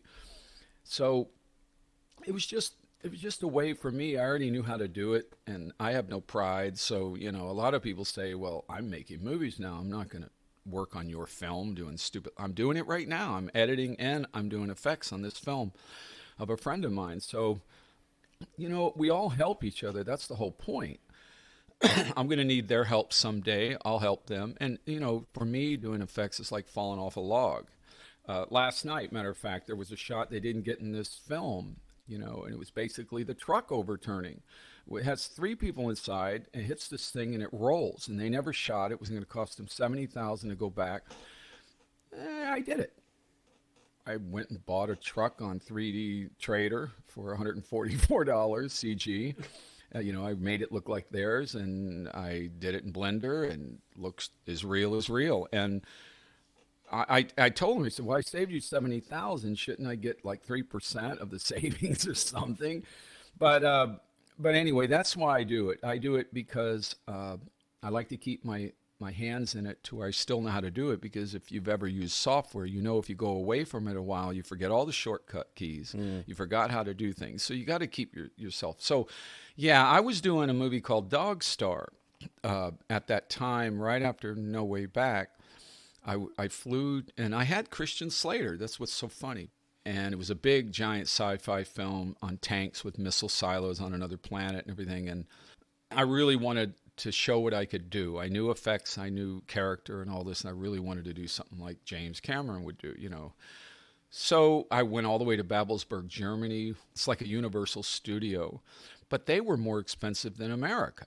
So it went from like a $20 million budget. Then the producer said, can you do it for 12? And then when we'd say yes, they'd go, can you do it for 6? And then finally went down to 4. And so we knew that he didn't have the money. And it was Robbie Little. He was the one that distributed American Yakuza, No Way Back and all, but they didn't have that kind of money. So, yeah, the effects I keep doing. The movie I just did I have 430 effect shots in it. And wow. At least half of them are hard. And the pandemic hit, and I said, I'm going to learn new software, and I'm going to use it to be able to do smoke, fire, water, oil, everything I want to try, physics, and just the normal stuff. And that's what I do now. So, yeah, I did effects. I was going to do a whole movie. I did a little thing. I don't know if you've ever seen it. It's on some sort on a line called Cars, before Cars came out, the movie. And it was basically, my story was a junkyard where every car goes to die. And there's the crusher where they bring it in every month and they crush the cars flat and they take them away. My son was only 12 years old at the time, and I said, okay, I'm going to make a movie all by myself. And he goes, what do you mean? I said, I'm going to do all the voices, first, and then I'm going to look at my face and I'm going to animate the cars, and I'm going to do a little 3-minute sequence. And I did it in 2 weeks, 3 minutes. I built the models. A lot of them I got online, but I built the junkyard. And it was a lot of fun, and it's still on there. People still see it and everything. But I'm thinking, if I make an entire feature, I'm going to be alone for 3 years. And yeah, I'd be the first to do it. And since at the time I knew Warner Brothers really good, I knew Paramount, I knew the presidents of those companies, I could come in there with this film, but I would disappear. And I would lose my career as a writer. I would lose everything. And so I stopped doing it and all. So effects are just a hobby, really, for me and for my movies. And believe me, if there's a space of time where I wasn't making a movie, it wasn't because I wasn't trying. Because I was trying. And I mean, the one that we had, Dog Star, just in 2014 or 15, was the same story, only I had to rewrite it because I didn't own the rights anymore. But it was giant tanks on another planet. And this was like Ocean's 11. It was like, we're going for the gold, like Three Kings, which I love that movie. And matter of fact, it's just starting up again, since one of the producers that knew me back then said, I want to make that movie again. Yeah, right. I don't believe anything.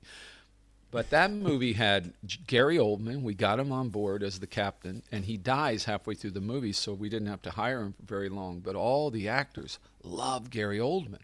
We had Remy Malek, who just won for, what's his name? The Bohemian Rhapsody. Queen, yeah. We had Jason Momoa, who became Aquaman, that we were going to get. We were hoping. And we also had Adam Driver. Can you believe that? And that's a cast. That is a cast. And they were all unknowns. They were relatively unknowns. Now, Adam Driver was about ready, I think, to do the get in Star Wars. I think he got it right after we asked him. And yet he's in everything now.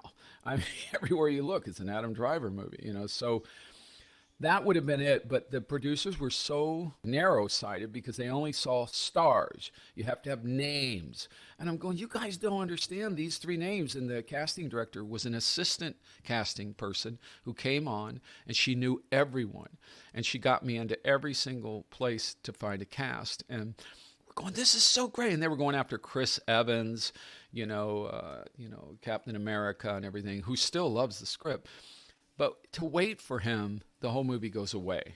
And I've said this to many people. The biggest detriment to your film is if a star likes it, because they'll wait for them. And then they'll have a new shiny rock and they'll go do something else, and your movie will never get made. So unless it has a huge director on it also, and my biggest problem is I write well enough to get A-listers on it, and most of the time it means I'm out. Because if a director comes on board that's a bigger name than me, then I've lost the ability to do it. And I had 3 director contracts at 3 different studios, New Regency, Sony, and Warner Brothers. I almost had one. I didn't have it. I had a first look deal.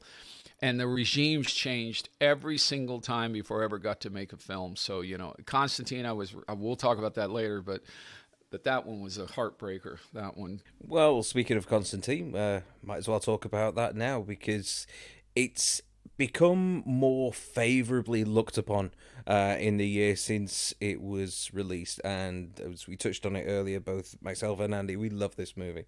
But how did it actually end up in your lap in the first place?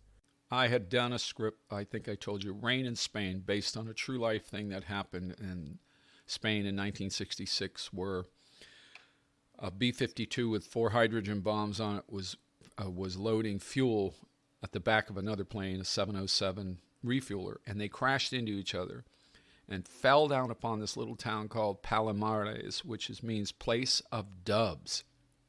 Not one person was killed. It was on the day of their patron saint. The most amazing story you could ever. So I write the script, and it got me into every freaking door. Every door. Wendy Feinerman did Forrest Gump. Everybody, because writing gets you in. And when that script came out, it was all about character. And Lauren Donner, I think was at Warner Brothers, had read it and said, let's get this guy to polish up some of the character stuff. That's all I was supposed to do. So they give me this script, and I have to tell you, it was a cut and paste, literally cut and paste. They cut pages and paste them together and put white out. The producers did this out of 3 other writers' work. It was the worst piece of shit. It really was. My son at the time now was 15, and he could have done a better job. I'm not kidding. And he didn't even know how to write a screenplay, but he could have fixed this thing. It was so bad. It was like Schwarzenegger cracking up jokes every time something happened. They were in Chinatown, and I'm going, what is this? I don't want to work. This is crap. They give me the graphic novels that it's based on. The original writer started with two Dangerous Habits and Original Sins. And Dangerous Habits was John Constantine dying of cancer from smoking. And Original Sins was, at the end, he has to meet this 3-headed demon dragon thing, and he kills himself.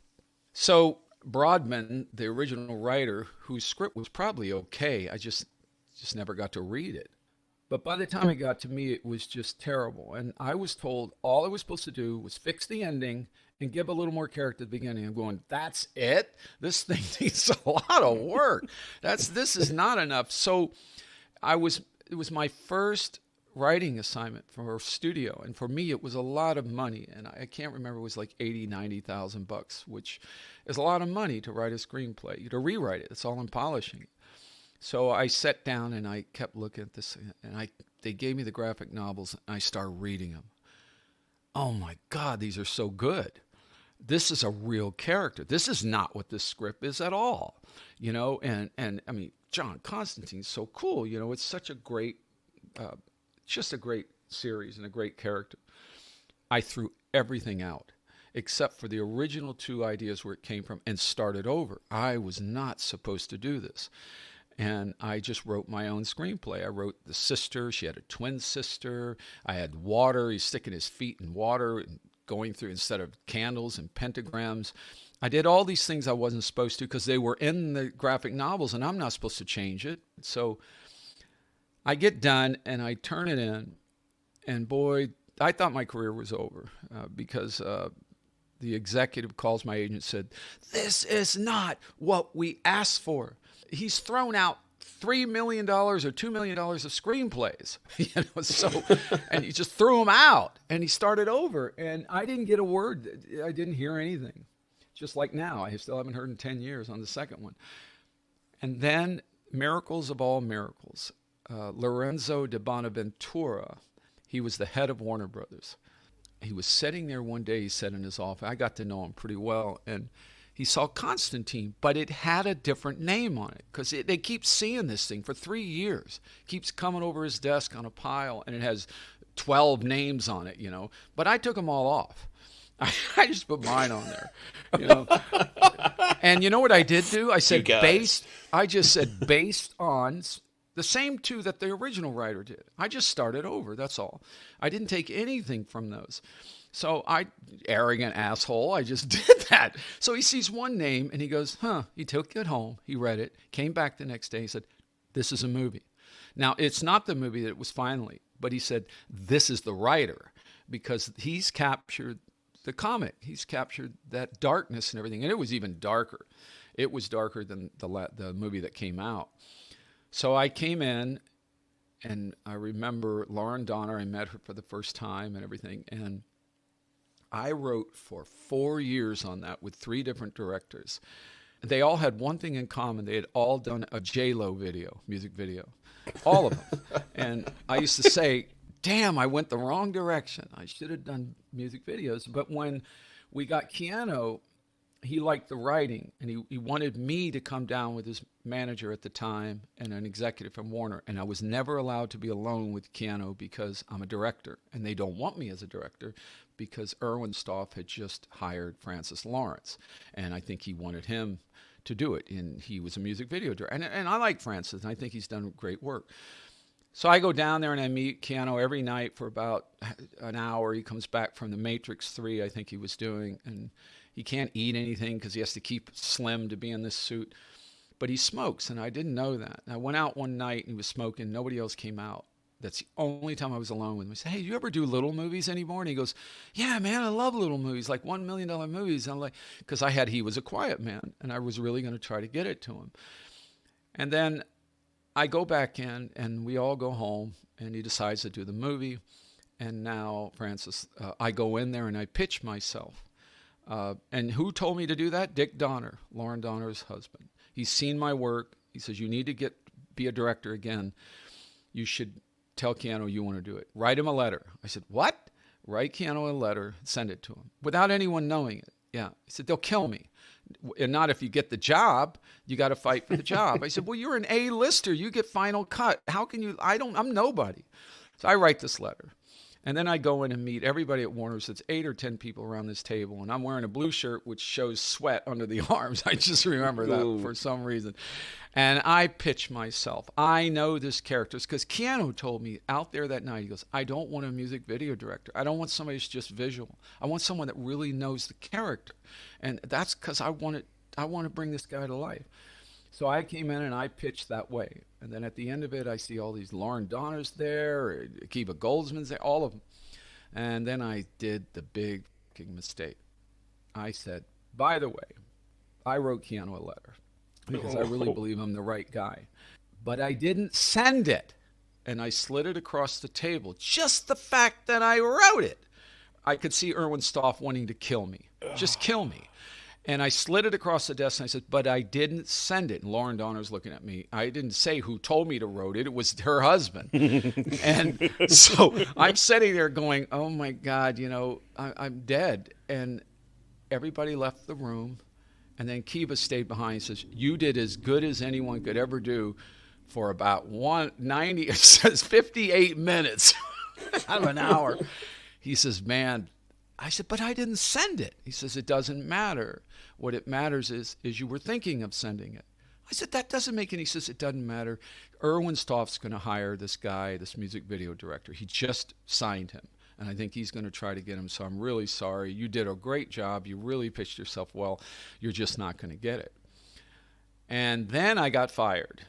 And, the new director supposedly was intimidated that I had already directed 2 pictures with Russell Crowe and Viggo Mortensen, and I'd be looking over his shoulder saying, this isn't how I would do it. I wouldn't be that way, and I didn't want to be on the set as a writer anyway. I had my own movies I wanted to do. So Kiva goes, I got bad news, you're fired. And he says, I'm taking over.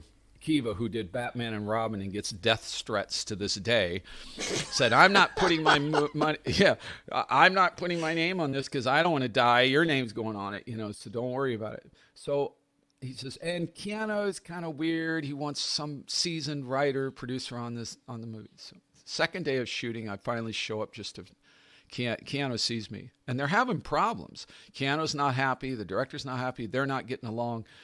And on a break, he comes over and goes, Frank, where are you? Why are you not on this movie?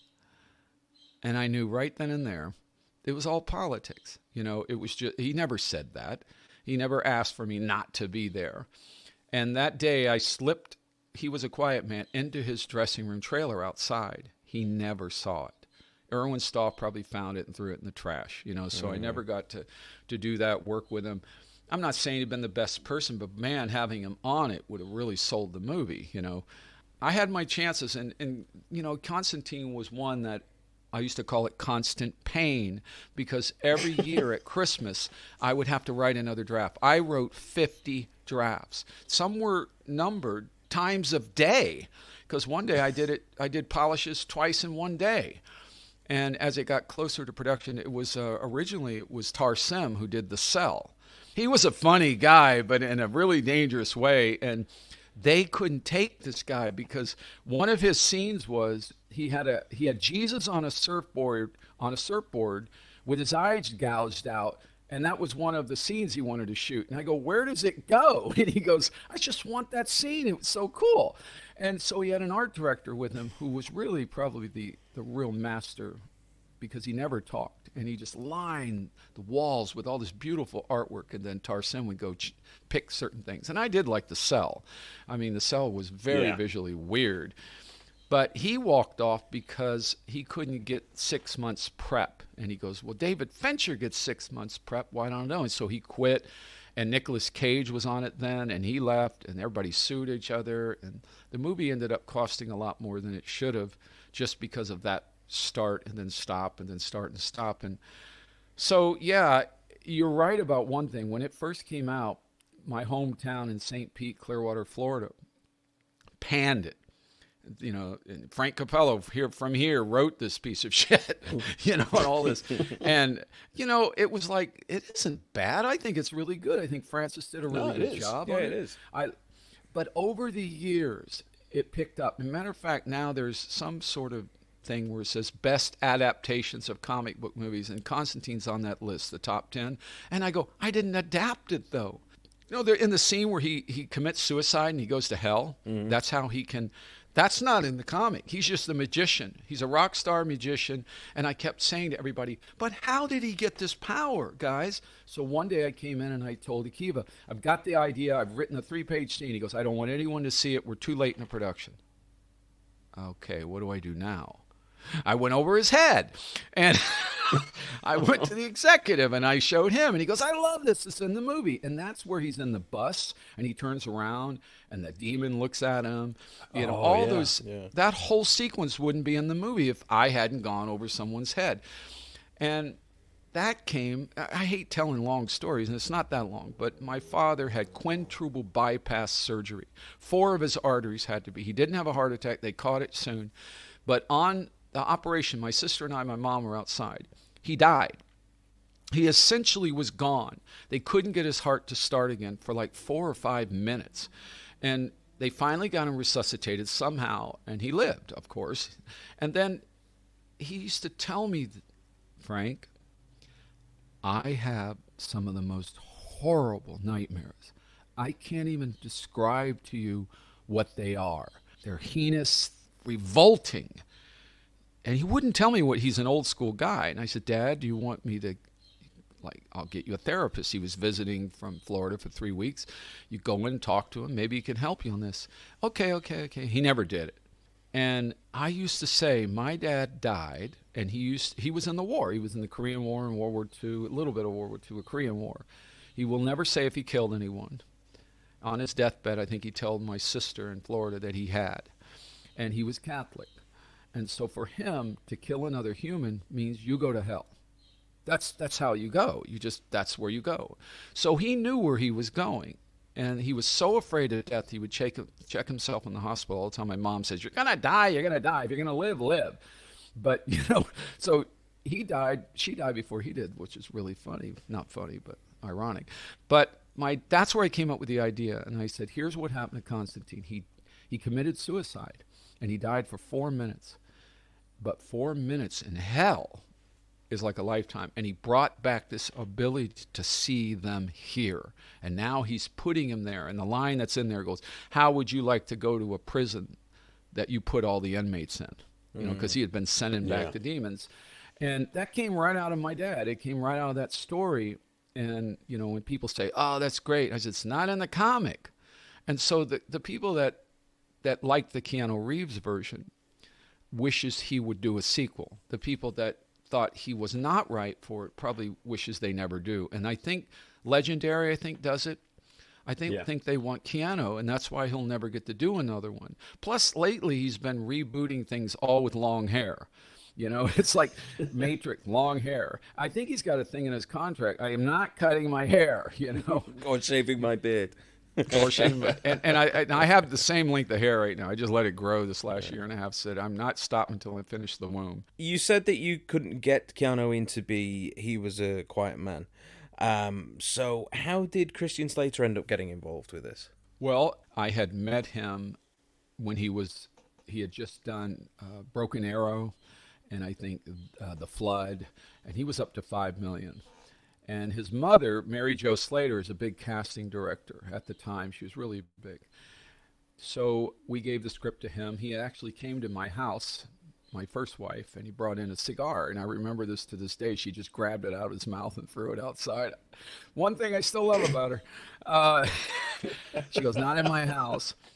But then years later, he had hit bottom. And Mary Jo still knew me as a writer. And she knew of Quiet Man. She had read it. And she said, you're going to do this movie because you're doing U-Bowl movies. Yeah. And, you know, they have a Rotten Tomato score of like 7%, you know, so they're terrible. But he was doing it because he was in a very high maintenance marriage. Yeah, his wife was high maintenance. But so he would give her everything. And he just made movies. Didn't matter what they were. And so Christian was one that I wanted originally, and I happened to be in England, and he was doing Glass Menagerie or something, a play or something like that, and I was there with a girl. So I said, hey, I know where the Playhouse is, and we went and saw Stonehenge that day. And so driving back, I said, let's just crash the theater. And he knows me, he knows my mom, and so I came there, and I'm telling you this is so funny how men are. So predictable. The girl I had was a beautiful girl, you know, so she was with me, and he couldn't take his eyes off her. And he was sweating because he just finished the play and everything, and he's going, hey, man, I really want to do the film. And I said, I really want you to do the film and all. So I go home, and then it's not working out. Supposedly, then Tim Allen wanted to do it. And he was big at the time. And why I turned down Tim Allen is because he was crazy. And when I met him, he was like, I thought he was psychopathic, honestly. Like, I have everything. I have the top comedy album, the top movie, the top series, and my mother still likes my brother more? And I'm like, okay, and tell me everything about your father. Yeah. I'm a space ranger, Mom. But and Tim and Alan, I look a little alike. And back then, he even said, yeah, you do look a little like me. And then I go outside, and he's got the same damn car. You know, I had a leased BMW Black 7, and he had the same thing. And I go, I don't know if I'm you or me. I picked Christian. And, you know, he wasn't big, but, man, was he pro on that movie. He knew his lines inside. That was a quick 20-day shoot. And the way he really got it, though, is I had a party. And back when I was social, I had a little 2-bedroom apartment in Santa Monica right near the water, which if you get divorced, you have to live near the water. It's just the way it is. Every guy there is divorced. Yeah, I got divorced. I live near the water. That sounds like anyway, Curb Your Enthusiasm episode. But So yeah, he crashed this party. Had 100 people in my apartment, at a 2-bedroom apartment, which was crazy, but it had a throughway so you could go outside and everything. I go, what's Christian Slater doing here? And he says, hey man, my mom says you still want me in this movie and all. And that was it. He crashed the party. And I thought, wow, when somebody actually goes and tries to get a role again, It was just awesome, you know. And that movie, even on the DVD commentary, I started going, this isn't the story about a movie that was hell to make, that we all suffered and that we bled our art. Everything fell in my lap. Everything fell in my, it was the kismet of all, it was the zen of motorcycle repair. It was everything. I just said, I'm going to go make this movie. I've waited long enough for someone else to make it. One company said, we'll get Jake Gyllenhaal in it. We'll give you $4 million. I go, are you going to do it next week? He says, why? He says, I'm going to start making the movie next week. Yeah, right. And then I made the movie. And I did it with my money and my friend, and we spent like $550,000 on the movie. And we had William Macy in it. We had Alicia Cuthbert in it.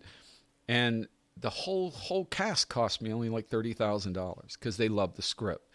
And he had just come off Bobby, the Bobby Kennedy story, and William Macy was on it, so he brought him in, and that was really cool.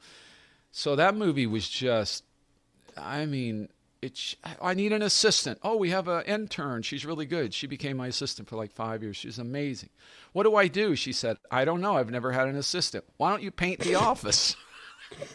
I'm not kidding. There's 4 productions going on. You know how if you go into a production facility, all the drop ceilings all are rearranged because they've dropped cables through it, and there's stains everywhere. Coffee. No one gives a shit because they're not going to stay in this building very long, right?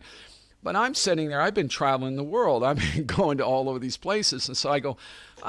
They gave us a little corner office for free in this little thing. Okay, after you paint the office, why don't you make some windows frames? We don't have any windows. I know. So she went home, figured it out, made these wooden window frames painted white, and then I put Monte Carlo, big poster behind it. I put Paris, I put all this. It was like a travel agency, right? And so everybody starts saying, Joel would come back there and goes, what are you guys doing back here? Well, then I have wine day. On Fridays, I would buy like 6 bottles of wine, and everybody from all the productions says, oh, we're having wine on Friday night. So they come over for wine. They start cleaning their office. I'm not kidding you. And it was like, Joel goes, you have some weird thing going on here, and I don't know what it is. Well, this is the time when I almost got married. This is a quick story. I almost got married. I asked a girl to marry me. I hadn't seen her in a while, and I'm a total wuss. And so she says, I can't say yes or no. Give me a week. I'm going, that's not how it goes in the movies.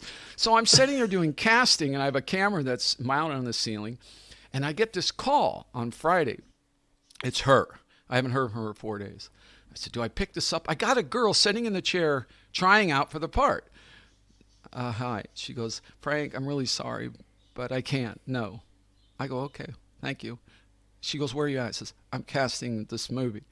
You're in casting right now? He goes, well, why didn't you say so? Because I was really wanting to hear yes.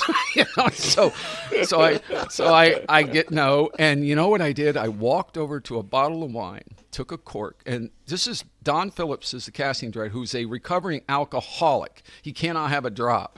So I open up the bottle of wine, pull the cork, I pour myself a glass, and I offered the girl, I said, would you like one? And she goes, okay. She didn't get the part, but she drank wine. So I give her a thing. And then I said, Don. He goes, Frank. And so he runs out of the room, gets Joel, pulls me out by my ear. What are you doing? You can't do this. I said, what do you mean? It's my movie. I can do anything I want. He goes, what happened? And I tell him the story. And he goes, you know what?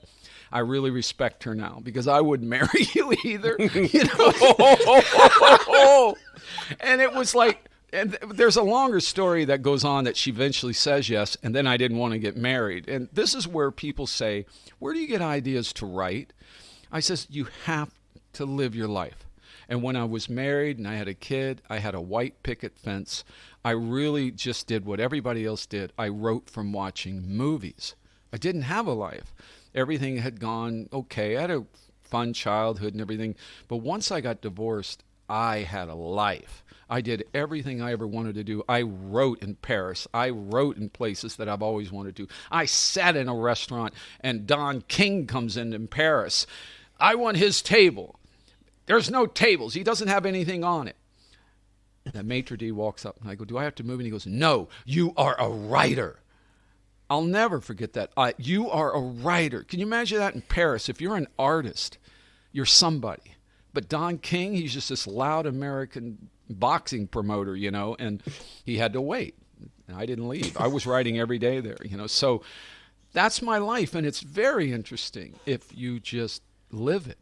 Just go through it. And if you're a writer, every time something like this happens to you, all you can do is think about, holy shit, that'd make a great scene. Even if it's your life, even if it's your life. You know, my ex-wife used to say, you live your life inside of a movie. I said, but it keeps me sane. You know, it really did. I never broke down. I never needed therapy, you know, at least I don't think so. But I just think these stories are important. I think it's important that if a writer wants to be a writer, if you want to be a filmmaker, get a little bit of life. It's true. Well, getting back to He Was a Quiet Man, I understand that Christian Slater had a really good reaction to seeing the movie for the first time. It depends on which first time. The first time in my apartment, he was sitting on pins and needles. It didn't have the ending it eventually had. He was there. Alicia Cuthbert was there. Her mom was there. And I didn't have an ending. I have a real problem with endings. So we all argued about what the ending would be. But he loved the film. But it was in New York. We were the last film of the Gen Arts Film Festival. And they paid for us to have a real premiere. They had paparazzi out front, everything. And it was great. There was news organizations there doing stories that are still online now. They had never seen the ending they were about to see. So in the original movie, which is the version that's out now, I call it He Was a Quiet Man 2020. I found footage. I put 6 more minutes into it, and I recut it with a better ending, I thought, because the ending that was in it was so stark that when I would show it to somebody, I wouldn't want to be there. They'd hate me. And then the next morning, they'd call up and say, you know what? That's the only ending you could have. That's the right ending. It's just not satisfying emotionally. So for years, I put up with that. So I finally did a recut of it, and I put a different ending. I found some more footage of it. And then they go, I like the first ending more. And that's really telling when you think about it. Something that caused people to hate the movie because it made them feel terrible, rather than one that made them feel better. It's the one they remembered that made them feel terrible is the one they remember. And it's what I'm going through right now in the womb right now, by the way. Just trying to figure out, should I kill him or should I make it happy? I don't know. You know, but he really liked the film. And in New York, like I say, we had a screening in Austin, Texas. We were in Southwest. He flew in and signed autographs and all that. But that was the ending. That was the old ending. And LA Times writer Kenneth Turan wrote that I wrote myself into a corner and then I painted a door to get out, meaning it didn't work. So I changed the ending. And I asked him even on the plane flying back, because I saw him, I said, could you please, that was a work in progress, redo the review once I get this new ending? And he goes, no, I can only do it once. So, you know, you live and die by a review, but what people remember, I have to say that, you know, I was going to send you this film, Andrew, and it was the long version.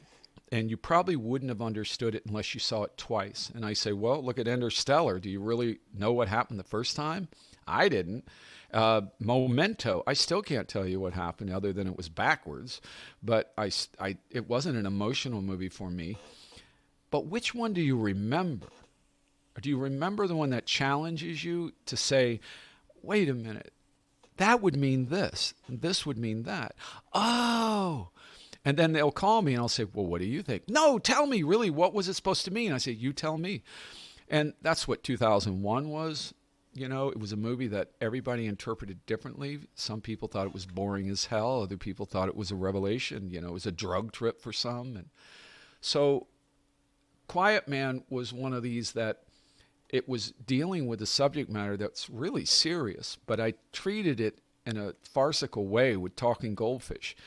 And people said, well, why did you do it that way? Why didn't you do it like the Joker now, like they did the Joker? But that was a long time ago. And I said, because it's his mind. The movie's in his mind. Everybody's treating him like shit because that's how they see him. At the very end of the movie, in the first original one, there are 2 people standing there, very real.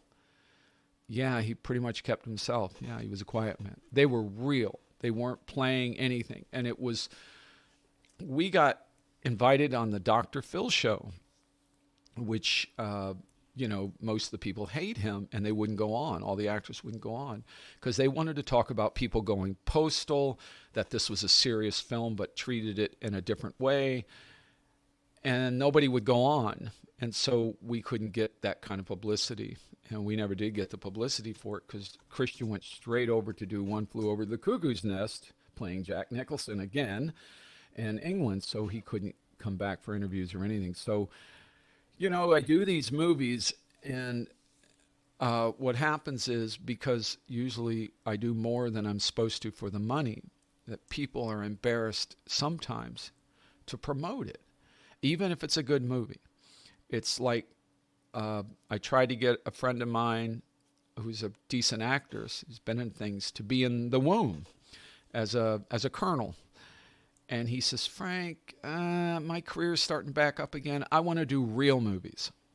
And I'm sitting there thinking, what am I doing? It's a real movie. It's a good movie. It's a good real movie. It's not what you're going to end up doing, which he did. And it was crap, but he got paid. And he said, I'm used to the dressing room trailers. I'm used to the dress, when you go and you get your hair and there's all the candy on food service and all this. It was all of the making of the movie that he enjoyed. And I don't blame him. I mean, it's kind of cool. But in the end, the movies aren't good. But they don't care, And that's why I'm really, really particular on this particular film I just finished, to get it right. Matter of fact, actors are all calling me because IMDb just put on 2 days ago that it released. What? They're all calling me, it released, where'd it release? And I have to call them again. Second time they've done this, I go, would you quit doing this? You keep putting that my movie's released. We're in post. We've been in post for a fucking year and a half. And they keep putting it out there as if it's done, Well, in talking about the two movies that you've done now, Steel Wool and The Womb, I mean, these are projects that, you've really took a kind of back step on and reined in a lot of control yourself. That's obviously more rewarding from you, and you can kind of hear it in your voice, especially, and the stories that you've kind of told. I mean, all of the projects that you've done have been really, really creative, and you've never made a really bad movie. Oh, well, Suburban Commando to me is not very good. I didn't make that movie. We all started somewhere. You should have seen the first thing I shot. But your name's not a director on it, so you're okay. But there's a really good resurgence because you're the director who just goes out there and does it. Whether the money is there or not, you will take that step out there to actually get it done. And I think that's why we're all looking forward to seeing The Womb. Me especially, since you first mentioned about it to me. So when do you reckon this is going to be ready? Well, it was supposed to be ready like 4 months ago. And the funny thing is I'm back to almost the ending I had 8 months ago. But what happens is I kind of painted myself into another corner, because when you do start as quickly as I start, you have an outline. You have kind of a basic idea of the story, and then you write as you go. And I write and I shoot pretty much linearly. On Steel Wool, that was an accident. It was never supposed to be a movie. I think I even have a little YouTube video on it where I'm talking about that basically I was testing a camera that I wanted to use for location scouting on a deaf actress. And she had to act against someone, so I stood in for it. My friends saw it, and they said, that's really good. You're actually not bad either. I said, no. But then they said, what happens next? And then I asked myself what happens next, and I start doing it. And I keep going. In a year and like 2 months later, I have a film. Now, it's not a film that I would have ever sat down and wrote. I wouldn't have written that film. But it's a film. And my feeling was, well, it's the only film I'll ever be in. And I always look at it saying I can leave something behind for my great-great-great-great-grandchildren. They say, this is my great-great-great-grandfather. So that's who he is. But it went off and it won some awards. I mean, we won, not big festivals, but the one in Jersey City, Golden Door Festival, which they're trying to get me to come now in May. It's pretty big, and it's a great arena and everything. And we won Best Picture that year, which is impossible. And I, walking up the stairs to accept this trophy and all, this amazing trophy they had, or whatever you call them, I kept saying to Bill Sorvino, the Sorvino family runs it. That's Mia Sorvino, used to be married to Tarantino and all. Yeah. They're the ones that run this whole thing. And I said to Bill, you guys made a huge mistake. He says, no, we didn't. And I think the reason why I won that is because it was one guy. It was one guy making an entire film. And this was no little film. This was 33 separate locations. And I had so many animals. I had 12 wild cats and dogs and a turtle and a frog. And Cammie and I just frickin' almost made it up as we went. And I'm not kidding you. But I used every freaking thing. I said, hey, there's a guy across the street. His house looks haunted. Let's make friends with him. And he feeds the cats. Now we got cats. And we did that through the whole thing. Oh, look, they're building something over here. Let's go ask if we can use that. And I cheated like crazy. I mean, we're in Grand Central Station almost for LA, and we have hundreds of people, and she's running through the crowd, and I'm filming it with a long lens. We got almost thrown out twice, but then we said we were YouTubers and we were doing a travel log, and they gave us a permit. And then the police tried to help us. Everything in this movie, it seems like when you're doing what you love to do, things happen for you, but when you have to force it, when you really have to say, my favorite book sits on the toilet called The Tao of Pooh, the Winnie the Pooh book, a little thin thing, and it's all a Buddhist philosophy of don't try to fight up the river, let the river take you, and you'll eventually get where you want. And when I was a writer and I wanted to direct, I finally just said, they don't want me to direct. I'm going to be the best damn writer I can be. And that took me to having 3 contracts with 3 different studios, but all those regimes changed. Paramount, the guy left, and then they don't do the films they were going to do, So anyway, I love doing these little movies. Now, The Womb, I didn't want to be in it, obviously, and it came about because Cammie had to move from L.A. Because she works for the Bureau of Land Management. She has a federal job. So she was moving, and I was trying to help her move, but I didn't know she didn't have a good credit score at the time. And so I had to co-sign, and, because we're like kind of girlfriend and boyfriend a bit, but we're not really that relationship yet, and I said, okay, I'll help. And I go up there. And so we're looking at houses. Her credit score's so low, and we can't find anything. And she has to move immediately. And we see this house. It's got this dark alley next to it, and behind it are these high tension lines where, you'll get radiation and die. My dick will fall off probably someday because of living there 2 years, And so we basically got the house to do a movie. She didn't know that.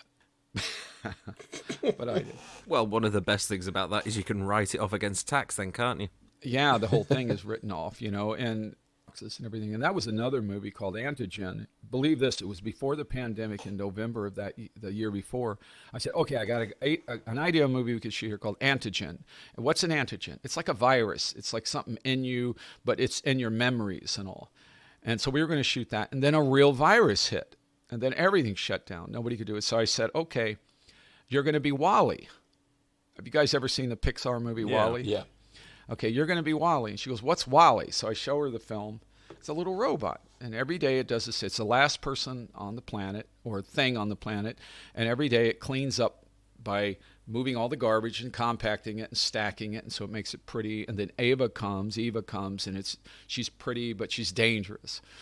So I said, you're Wall-E. And she goes, okay. I said, what do I do? I said, you pick up dead bodies that are dying all around your house, and you bury them in the backyard. You bury them in the field behind there with the high tension lines. But you're in this pandemic suit.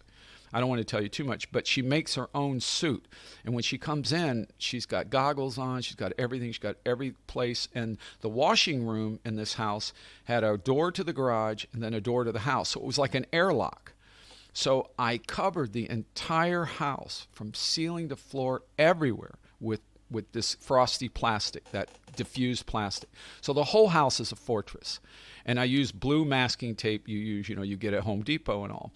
And that's why I was working so much, because every single room, every hallway, everything. And there were doorways that go from one to another, like plastic dividers, because she's trying to keep out whatever's out there. But it's not the movie you think.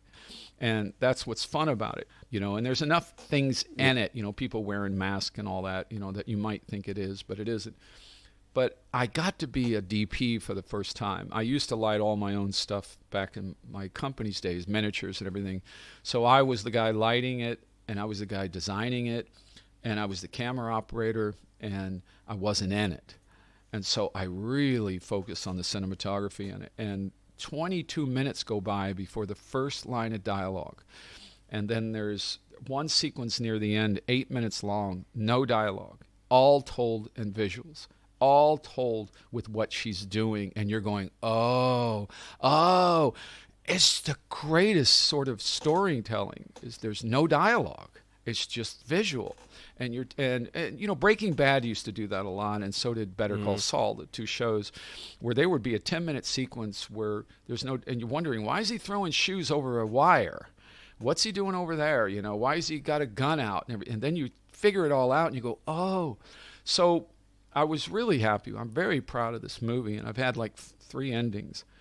And Andrew, I'd have to ask another director to watch something and say, am I nuts, or does the long version, even though you don't understand it, is it actually better?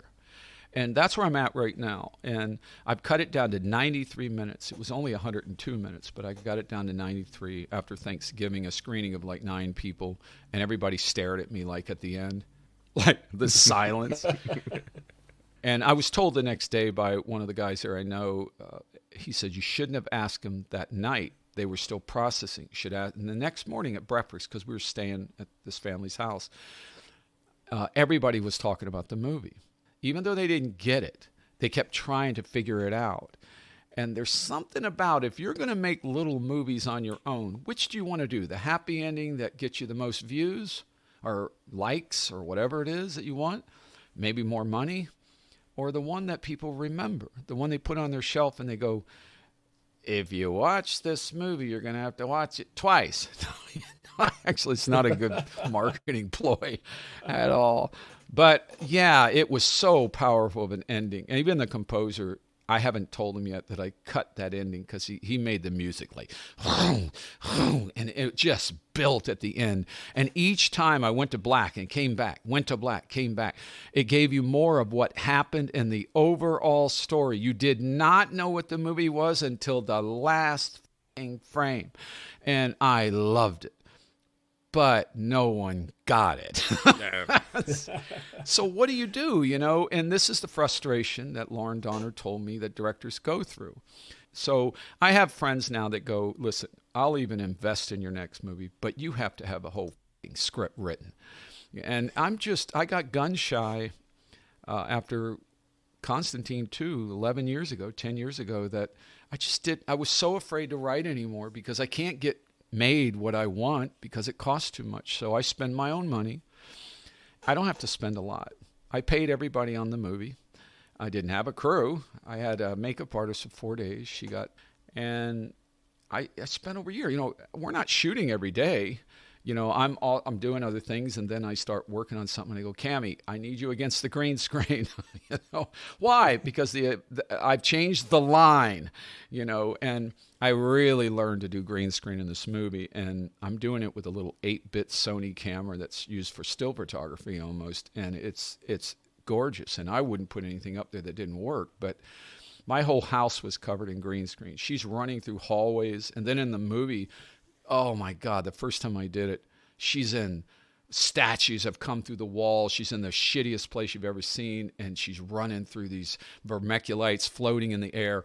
And she looked at it, and I looked at it, and I go, "This is our hallway." It's real. You guys ever heard of a guy named Ian Hubbard? Hubert? No.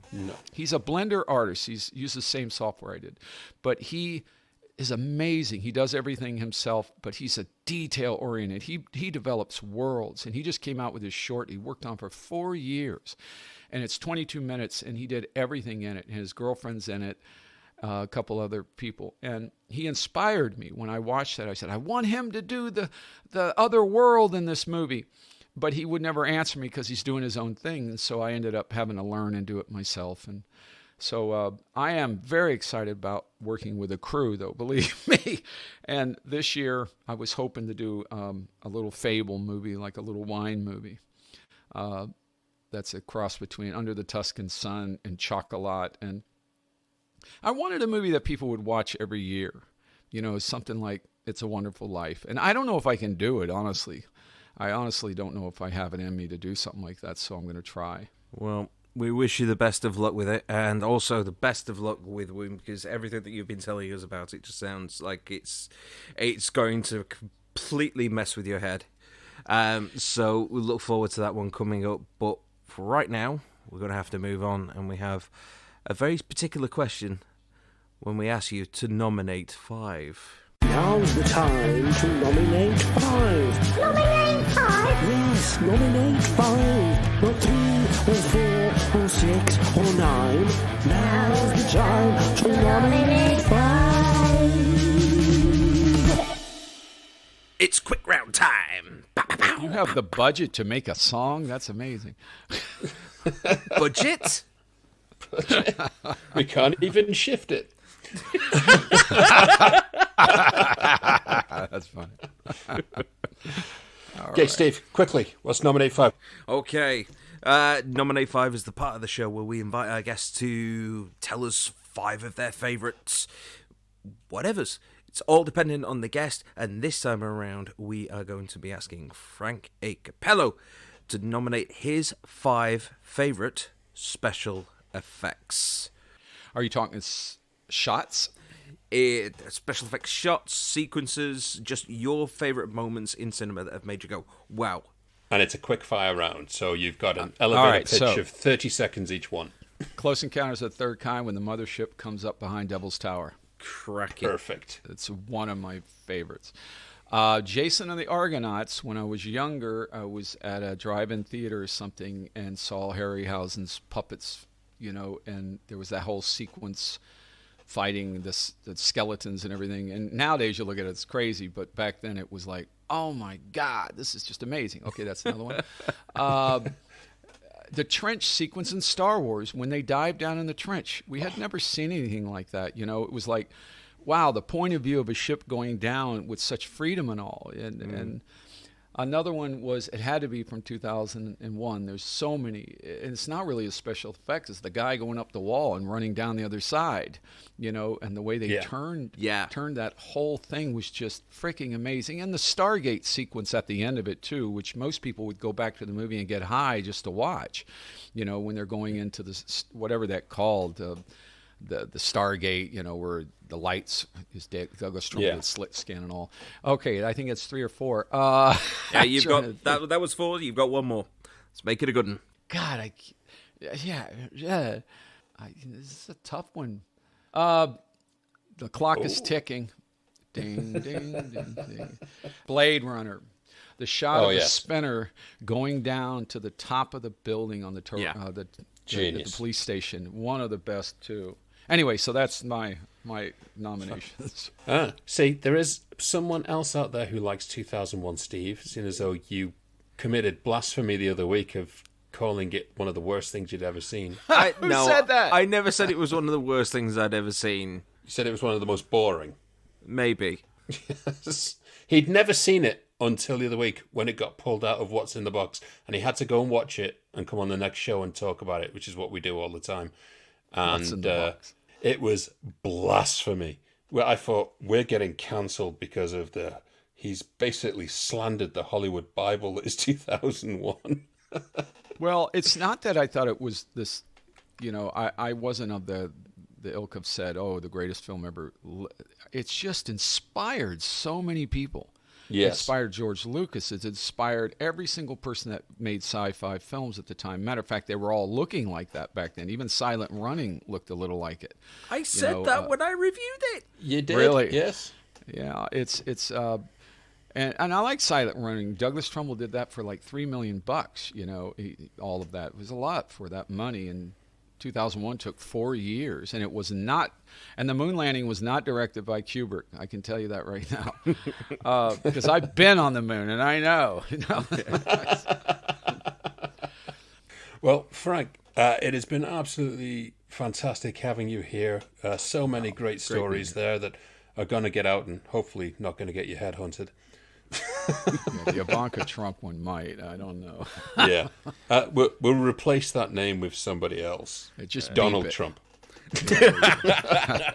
We didn't know, but this is what he was. Now, hey, it's been great. Really, it's fun talking about this stuff. And well, stick around, Frank. We're not done yet. Right till the end. Okay. You know, I was just thinking when he was talking about all of those Warner executives, Bill Daly was in that room. Oh yeah. He was the senior VP, so he must have been in that room. So we're going to have to ask him when he's on next. But we're really looking forward to seeing the Womb. I'm looking forward to seeing it, so I hope I do get to see it before it goes on release, which would be great because we'll never get it in our country for probably about 2 years. Oh, no, because most movies now go on Netflix, you know that, so everybody gets it at the same time now. There is no movie theaters anymore. Have you been to the theater lately? I have. It's all empty, except for Spider-Man. I hear that was really full. Well, really we packed. Yeah, that was sold out. Steve went to see Ghostbusters Afterlife, didn't you, Steve? Did you see it? Maybe. That's still a sore point with you, isn't it, Andy? It's a very sore point with me. I turned it down twice so we could go and watch it together, and then you went and see it with a friend. You absolute frickin' So you haven't seen it yet? Yes, I have seen we it have. now, yes. Yeah, Did you like it? I did.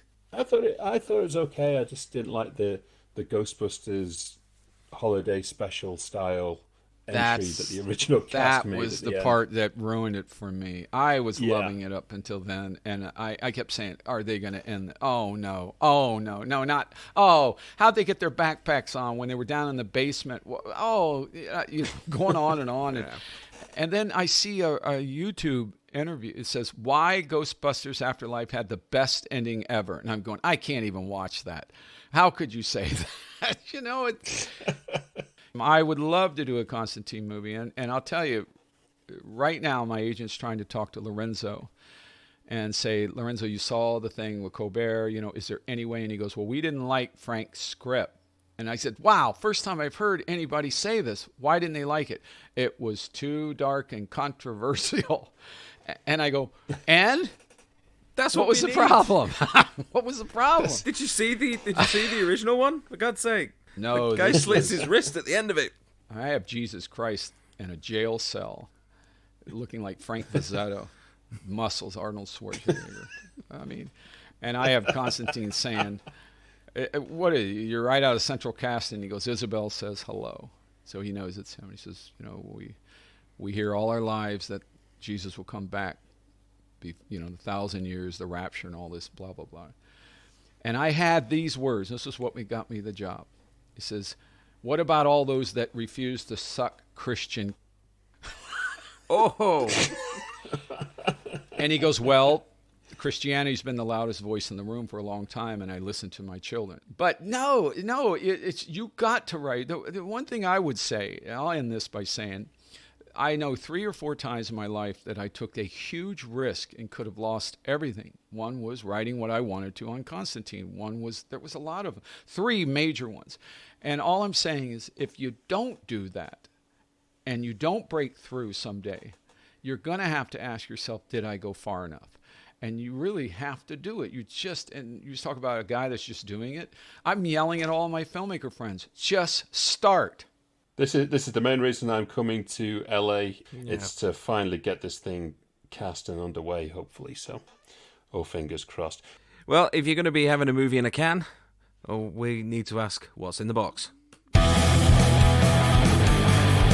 in the box? What's in the box? What's in the box? What's in the box? More music. It is, yeah. Our budget has just gone way over. So, Steve, what's in the box?